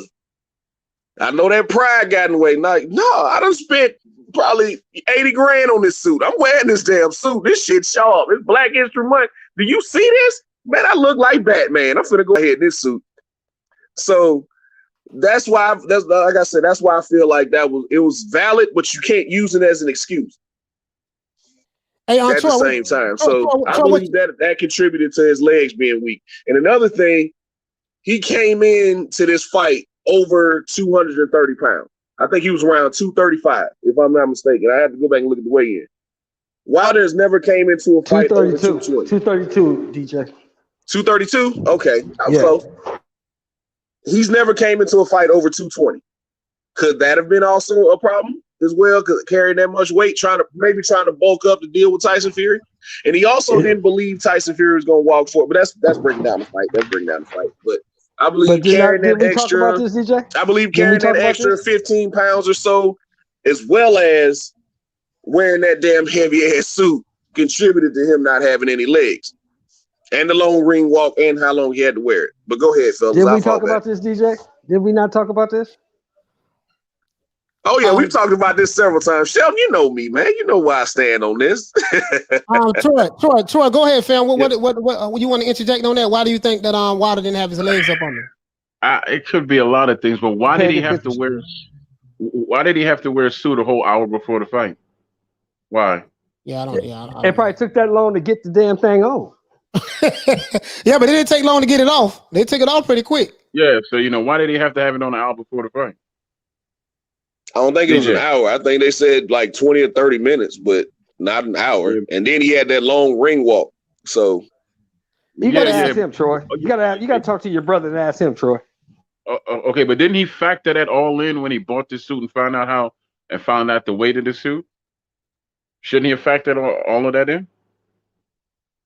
No, that's why I said he can't use that as an excuse, because no matter what, if he factored all that in, whatever, at the end of the day, I go by what I can see and what I know.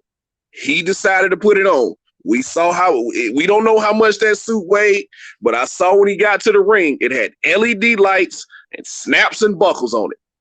That's probably not something you want to wear for a long time and have a long ring walk.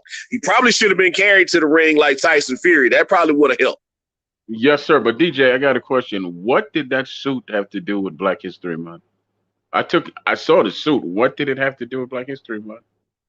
Man, it was his interpretation, brother. It was his interpretation. I don't know, man. I thought he looked like Batman. I didn't know it had nothing to do with Black History Month until they said something. And if it had something to do with Black History Month, how come he didn't use a black company? Just questions, you know. DJ, are you still there? I think DJ went out. DJ, you're on mute. Hold on. I think No, somebody was calling me, man. Somebody was calling me. I had to decline the call. What was the question? I'm sorry, I didn't hear you. What did okay? Troy, you sound robotic. You sound robotic, Troy. Okay, I'm sorry. I'm sorry. Can you hear me better? Yeah, I can hear you better. Yeah, I can hear you now. Go ahead, brother. Okay, good. Yeah, because he said that suit had something to do with Black history. So why didn't he use a black company? Why did he use a white gay company? I'm just curious. Oh my God. Oh my God. Oh my God. Why are cucumbers green and not purple? Oh my God. Yeah, exactly. I get that. Why are cucumbers green and not purple? But that goes to the narrative that's being pushed. Does your breath stink when you breathe out your nose? I mean, like, come on, man. Like, come on, dog. Like, what are we doing here? Hey, bro. No, what he's doing, I'm going to tell you what he's doing. He's pointing out the double, not just the double standard, but the hypocrisy. I'm gonna tell you something, DJ. I was in the Nation of Islam for 24 and a half years. I was a lieutenant out of Mosque number 47. I was trained by some of the top ministers in the nation. Minister Abdul Kareem Muhammad, my grandfather, rest in peace. I was taught by Jibril Muhammad, Rahman Muhammad, Rasul, not Rasul, Musain Akbar, Musain down in Miami. I mean, I was just taught by some, we talk about teaching Elijah Muhammad. I ain't in the Nation anymore, but I do take some good things from them. When we're talking about, man, supporting black businesses, we're pro-black. We do everything in our power to spend our black dollars with our own black people. They hammered that. That was Elijah Muhammad's. When you study communities like the Jewish community, they make sure that they keep their dollars circulating within their community. So when you say you're pro-black, from an economic standpoint, this is what it's all about. You know what I mean? Now, I don't care who Wilder spend his money with, but I want you to understand the perspective where I'm coming from for being raised in the pro-black movement. I'm part of a black nationalistic organization, right? And this is what we preach. So I can't say, it's like saying I'm pro-black, we got to protect our black woman, and the black woman is the queen, and yada, yada, yada, yada. But at home, I'm married to a white woman. It's the hypocrisy. You know what I mean? I think that's what Troy is pointing out, the perceived hypocrisy. Troy, I'm not trying to speak for you. Is that what is that the point you're trying to make? Troy. 100%, Coach. 100%. It's a simple point. No, I'm 100% picking up what he's putting down. I'm just saying it's an asinine question, in my opinion. No, it is not. It's simply a question that we don't know. Answer. We don't know if he didn't try. We don't know if he tried or not. We don't know. We don't know. Maybe the same company 4 times. This is the thing about spending the black dollar in the black community, right? This is the thing. You can't see me. I'm doing air quotes. This is the thing about spending the black dollar in the black community. Mm-hmm. He may have felt like the design that they presented was not up to snuff with him. So he went with another design. We don't know the ins and outs of what came with that suit. But to say that this man, why did he choose a white company, not a black company? We don't know that he didn't go to a black company first. We don't know that. We don't know that. Because that was the 4th time he went to that company. So yes, we do. Yes, we do know. That is the 4th time. And in the 3rd fight, it will be the 5th time. Okay, so he's a hypocrite because he went to a white company instead of a black company. Okay, if that makes him a hypocrite, I didn't call him a damn name. I'm simply pointing. We all hypocrites then. Because hey, let me ask you this. Go ahead.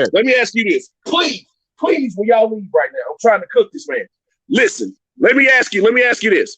There's a black cell phone company out there right now called Figures. They have their own phones. Can you please tell me what kind of phone you have? Is it Apple or Samsung? Is it Apple or Android? Can you please tell me what type of phone you have? Is it a Figures phone? Yes or no? Listen to me. How are you going to ask me a question and overtalk me? I'm going to answer your question honestly. I don't have a black phone company, but I tell you what I do have in my house. Okay, then. So what are we talking about? So I'm pretty sure you claim to be pro-black because you're standing on this square with Wilder talking about how he's so pro-black. But I am yet not finished. you don't own I a am not. figure He's not song. going You to let didn't me even know finish. what you probably didn't Go even ahead know and what talk, it man. was. Go ahead DJ, and you talk. gotta- Go ahead. DJ, You you gotta probably let- didn't even know what it Go ahead was, and my talk. brother. So let's stop acting like Listen this to man this ain't though. pro Listen black to this because he though. gonna spend his money Let with me white finish. people. This dude. Why All did right, you D- ask me a question, man? If you won't let me finish answering the question, let me answer you. You know what? I answered you apologize. honestly. Go ahead. I I'm don't know listening. nothing about no black company, but I tell you what I do know. I tell you there's a black-owned shoe company. I got their shoes. There's a black-owned toilet paper. I got their toilet paper. I got some other black-owned stuff in here too. So why don't you tell me what you're wearing on your feet right now? Nike. Nothing. Thank you. Okay. Nothing. Okay. How many black-owned shoe companies you have in your house? Since you want to ask me about some black-owned cell company, where's your phone from? And the silence is my answer. Thank you. No. Let me come off mute and asking you a question. No, I got a Samsung. But I'm also not the same one calling Deontay Wilder a hypocrite because he went with a white company to design his suit instead of a black company. I have not used an adjective this whole time in talking about Deontay Wilder. Have you heard me use adjective? I did not call him one name. I'm simply pointing out some things. I did not call him a name at all. You did. All right, so listen, we can get off the suit. All I'm saying is Deontay Wilder's legs were weak, whatever, right? Whatever happened in that second fight, it wasn't, it is what it is. All we know is we have a third fight coming up. I like the training. Well, put it this way. I didn't like the weightlifting aspect of the video that Wilder released on his Instagram page, but I did like his energy. I like the fact that he was yelling. I like the fact that that's what I like about. I like to see him like that. You know what I mean? Now, does that mean he's gonna win the fight? No. You know what I mean? Does that mean he's not gonna win the fight? No. But what I do like is the energy. Wilder's entertaining to me. I like to laugh. When I saw that shit, it was hilarious. But the only thing that did make me, I was looking at the dudes that was, supposed to be spotting them. I'm like, who the hell these dudes is?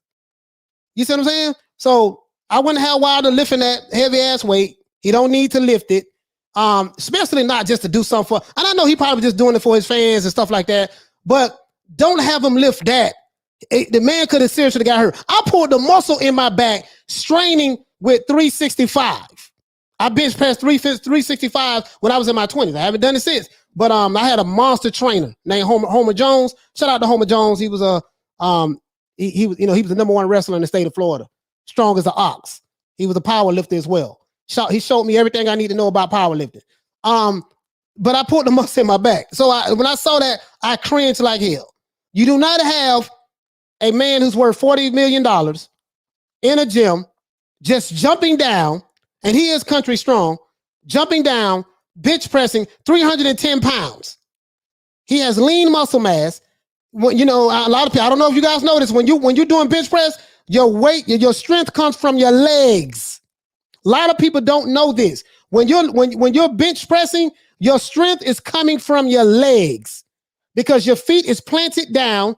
And when the heavier the weight is, the more you're going to dig your feet into the ground while you're laying down. And that strength is going to come from those legs, come from your feet rather, all the way through your legs, through your core, all the way up to your shoulders and arms. And when you're lifting heavy weight, you're calling damn near every muscle in your body in order to accomplish the mission. And that's to curl that weight, either push that weight or pull that weight. So I had a problem with that. That man could have hurt his goddamn back, bro. He could have hurt his back. Spotters, Coach. Don't forget the spotters. You're not even spotting the guy. No, they ain't even spotting him. If you're going to have two guys spotting you, they supposed to have their hands cupped under the bar, let the bar come down, and as you start to come up, when you start to struggle, they even out the bar. They holding the bar. They're not lifting it for you, but they holding the bar in case you can't get it. They can grab it and rack it. Yeah. They wasn't even doing that. They stand there and say, "Come on, D. Come on, D." Yeah, and the nigga could have got killed. Yeah, he could have got, that's on the pie. Hey, shout out to Lil Bullet for the super chat. Lil Bullet say that, does anybody know why Wilder twerks to entertain other men? I don't know any men who ever do something like that. I just don't get it. Hey, Lil Bullet, thank you so much, brother, for the super chat. Valid question. Let's see. Who else got something to say on here? Bunch of cowboy yes men. Oh yeah, so I see what you're saying, C-Line. You saying these guys are yes men that was around him in that gym. Yeah, I never would have had him doing that. But outside of that, I do love his energy. I love the shit. Bro, I'm telling you, when we finna wrap this live up. But I'm going to the gym. I just want to see that part right there. You see what I'm saying? The energy aspect of it. Hold on, we got another super chat. Did I miss it? Let's get to this. Sun1 NYC. What's going on, fam? He said only a fool scorns reproach. We've seen and heard the word of those around him, and his arrogant refusal to listen to the reason. And his refusal to listen to reason, and many excuses prove he is who they say he is.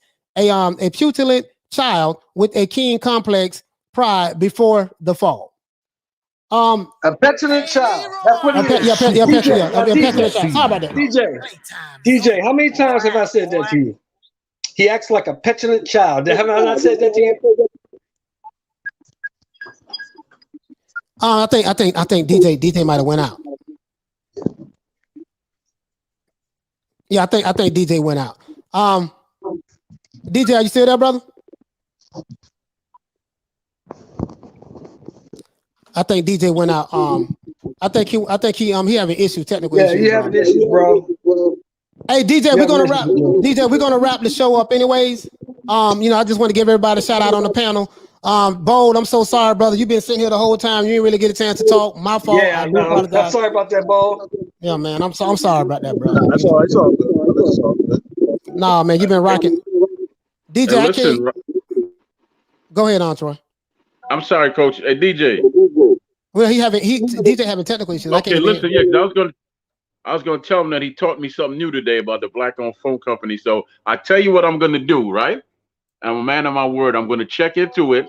I'm gonna check into the company, and I'm gonna reach out to them to see if they want to come on Major Key Boxing, because we have a segment on there called Business Beats and Boxing. And once I book them, I'll reach out to Coach, and Coach could reach out to you. You could come on, and you could get on and talk to them and ask them questions. Fair enough? Yeah, he can't. We having technical issues with his so he can't hear you. But yeah, I'll make sure you get the information. That's my guy, Troy. I'll make sure you get the information. Thanks, brother. All right, so listen, guys, what I'm gonna do, you know how we do it. Anybody on the panel, I always give everybody the opportunity to wrap the show up. Troy, is anything you want to say, brother? Plug in or anything? I'm sorry for cutting off, man. I just got a little heated with brother because he wouldn't let me answer the question, so I apologize for that. And hopefully, man, we'll see you on Wednesday, man, because you saw who's coming on, right? Yes, sir. Yes, sir. I Okay. have the message right here. All right, you too, Shelton, because I know you're gonna like who's coming on. You know I'll be there, bro. I'll be there. Yeah. He's in the same era, with Buddy McGirt and all them. Yes, sir. Yeah, okay, so anything else you want to say, Troy? All due respect, man. That's it. I don't have anything to say. I respect you. I respect everybody, man. I don't see the. I'm gonna shut up because I'm still a little heated about it. Don't ask me a question you want me to answer, man. All right. All right, man. All right, man. Shout out to my brother Troy, man. We're gonna give him a round of applause. Y'all please tune in to the Major Key Mondays. We're gonna hit a round of applause and hit Troy with the Ali Bell.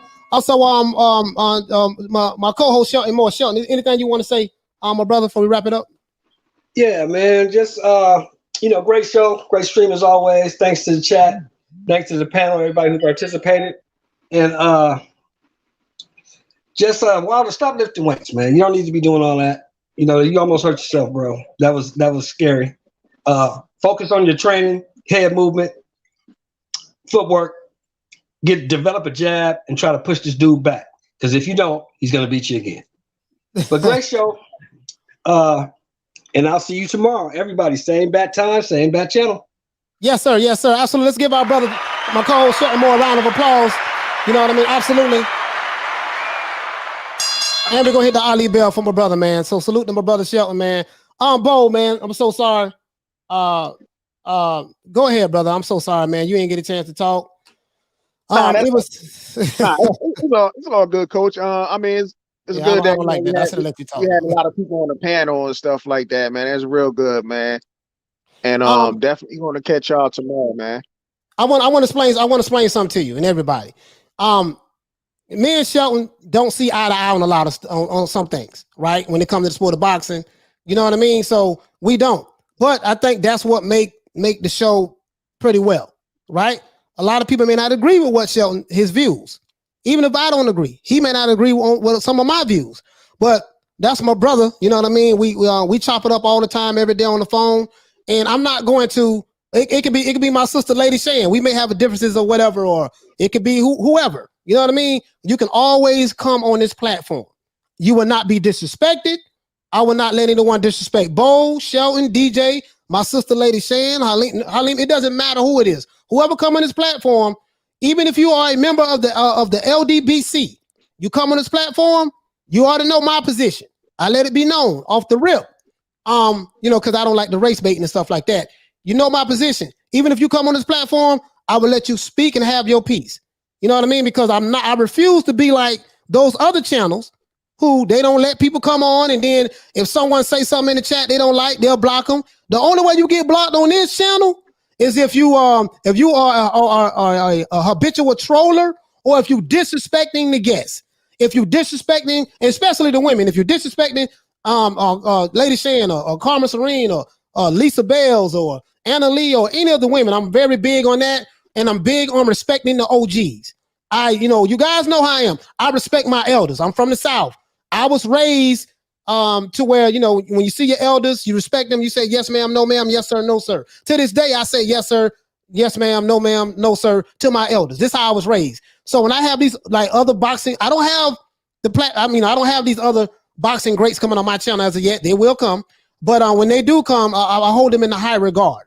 Irregardless of whether I agree with you or not, I'm not going to overtalk you. You notice how quiet I was when everybody was talking.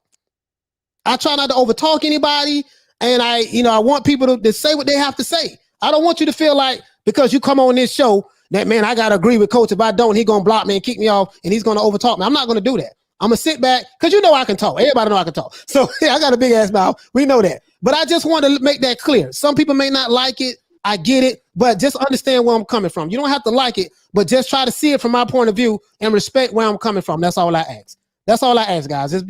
Just be fair with me and just give me a shot, okay? Go ahead, Bo.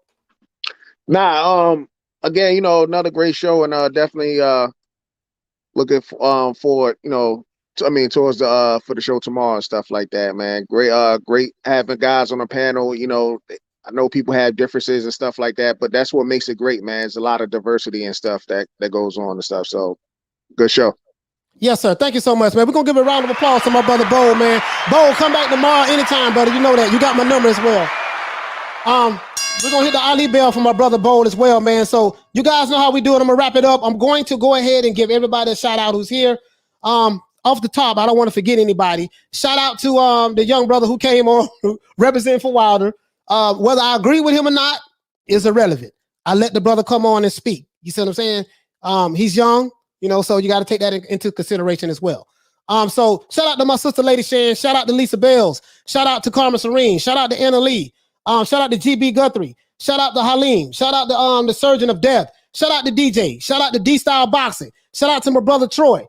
Troy Graham. Who else is on here? There was another brother on here, man. Damn, I forgot, man. Brother, it's some brother. Shout out to everybody who's on the panel. If I forgot your name, please do not be upset with me. I just forgot, brother. So let me see. Can I see some of the names in the chat?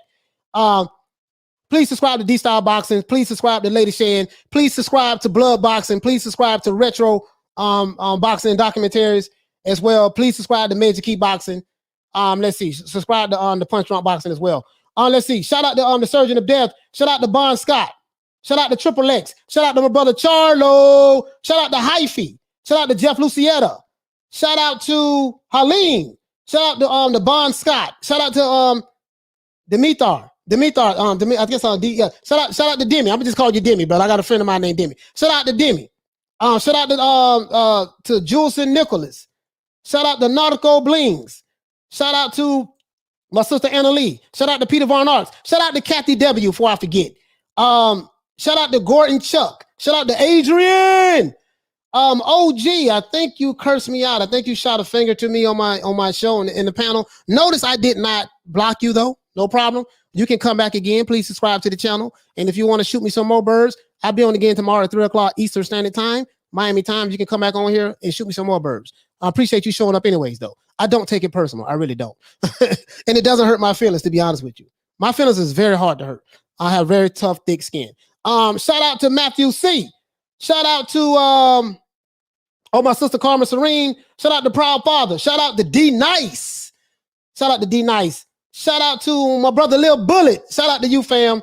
Shout out to Jeff Lucietta. Shout out to C Lion. Shout out to C Lion. Shout out to Nautico Blings. Shout out to Peter Von Arks. Shout out to Halim. Shout out to Adrian. Shout out to Dr. Hook. Let's see who else we have. Shout out to Newburgh's Finest. Shout out to Hyphy. Shout out to Jedi Gremlin. Shout out to Javis Bickle. Shout out to Triple X. Who else we have? Shout out to my brother Troy Graham once again. Shout out to Dimitar. Let's see. Shout out to who else? Shout out to Terrell. Yeah, shout out to Terrell Norris. Remind me of one of my favorite fighters, Terrell Norris. Shout out to Jez Edwards. Shout out to Dr. Hook. Shout out to Joel Farmer. Shout out to Double A to Sagittarius. Salute to you, fam. Shout out to Beast Mode Sykes. That's a good name. Who else we have? Oh, shout out to my brother Toon. He came on as well. Shout out to you, Toon, before I forget. Shout out to Rob Riv Shows, Live 01. Shout out to you, fam. Shout out to Jez Edwards. Shout out to DJ. Oh, yeah, DJ. Shout out to DJ. Shout out to G-Man. Hey, man, I got one of my best friends named G-Man. I looked up to that guy when I was in the street. That's my guy. Pause. You know what I mean? My homeboy G-Man. Shout out to G-Man. Let's see. Who else we have? Shout out to Jeff Lucietta. Shout out to Jabril Bay. Shout out to Puerto Rican Rum. What's going on, fam? Who else we have? Shout out to Sun Woo NYC. Salute to you, brother. Shout out to Bill Wall. Shout out to King Midas. Just like King Midas, as I was told, everything that I touch turned to gold. You don't know nothing about that Rem DMC, man. You don't know nothing about Rem DMC. All right. Who else we have? Shout out to, I think that's it. Oh, yeah. Shout out to Dragon Leg. And shout out to David Buchanan. Shout out to Corey Bradley. Let's see. Shout out to Corey Bradley. Oh, yeah. Shout out to Shadow Ghost. Please subscribe to his channel as well. Shout out to Alchemist73. I just want to make sure I get everybody, guys. Oh, yeah. Shout out to OG Augusto. Shout out to you, fam. You know what I mean? So, other than that, that's it. This our boy, Coach Malachi Williams, representing for New Media Today, USA Boxing. Please tune in tomorrow, 3 o'clock Eastern Standard Time. We are on 6 days a week, Sunday through Friday. I take a break on Saturdays. Once again, New Media Today, USA Boxing. Please tune in tomorrow. And you know how we do it, guys. Peace. Man, I'm out of here, bro. Let's go.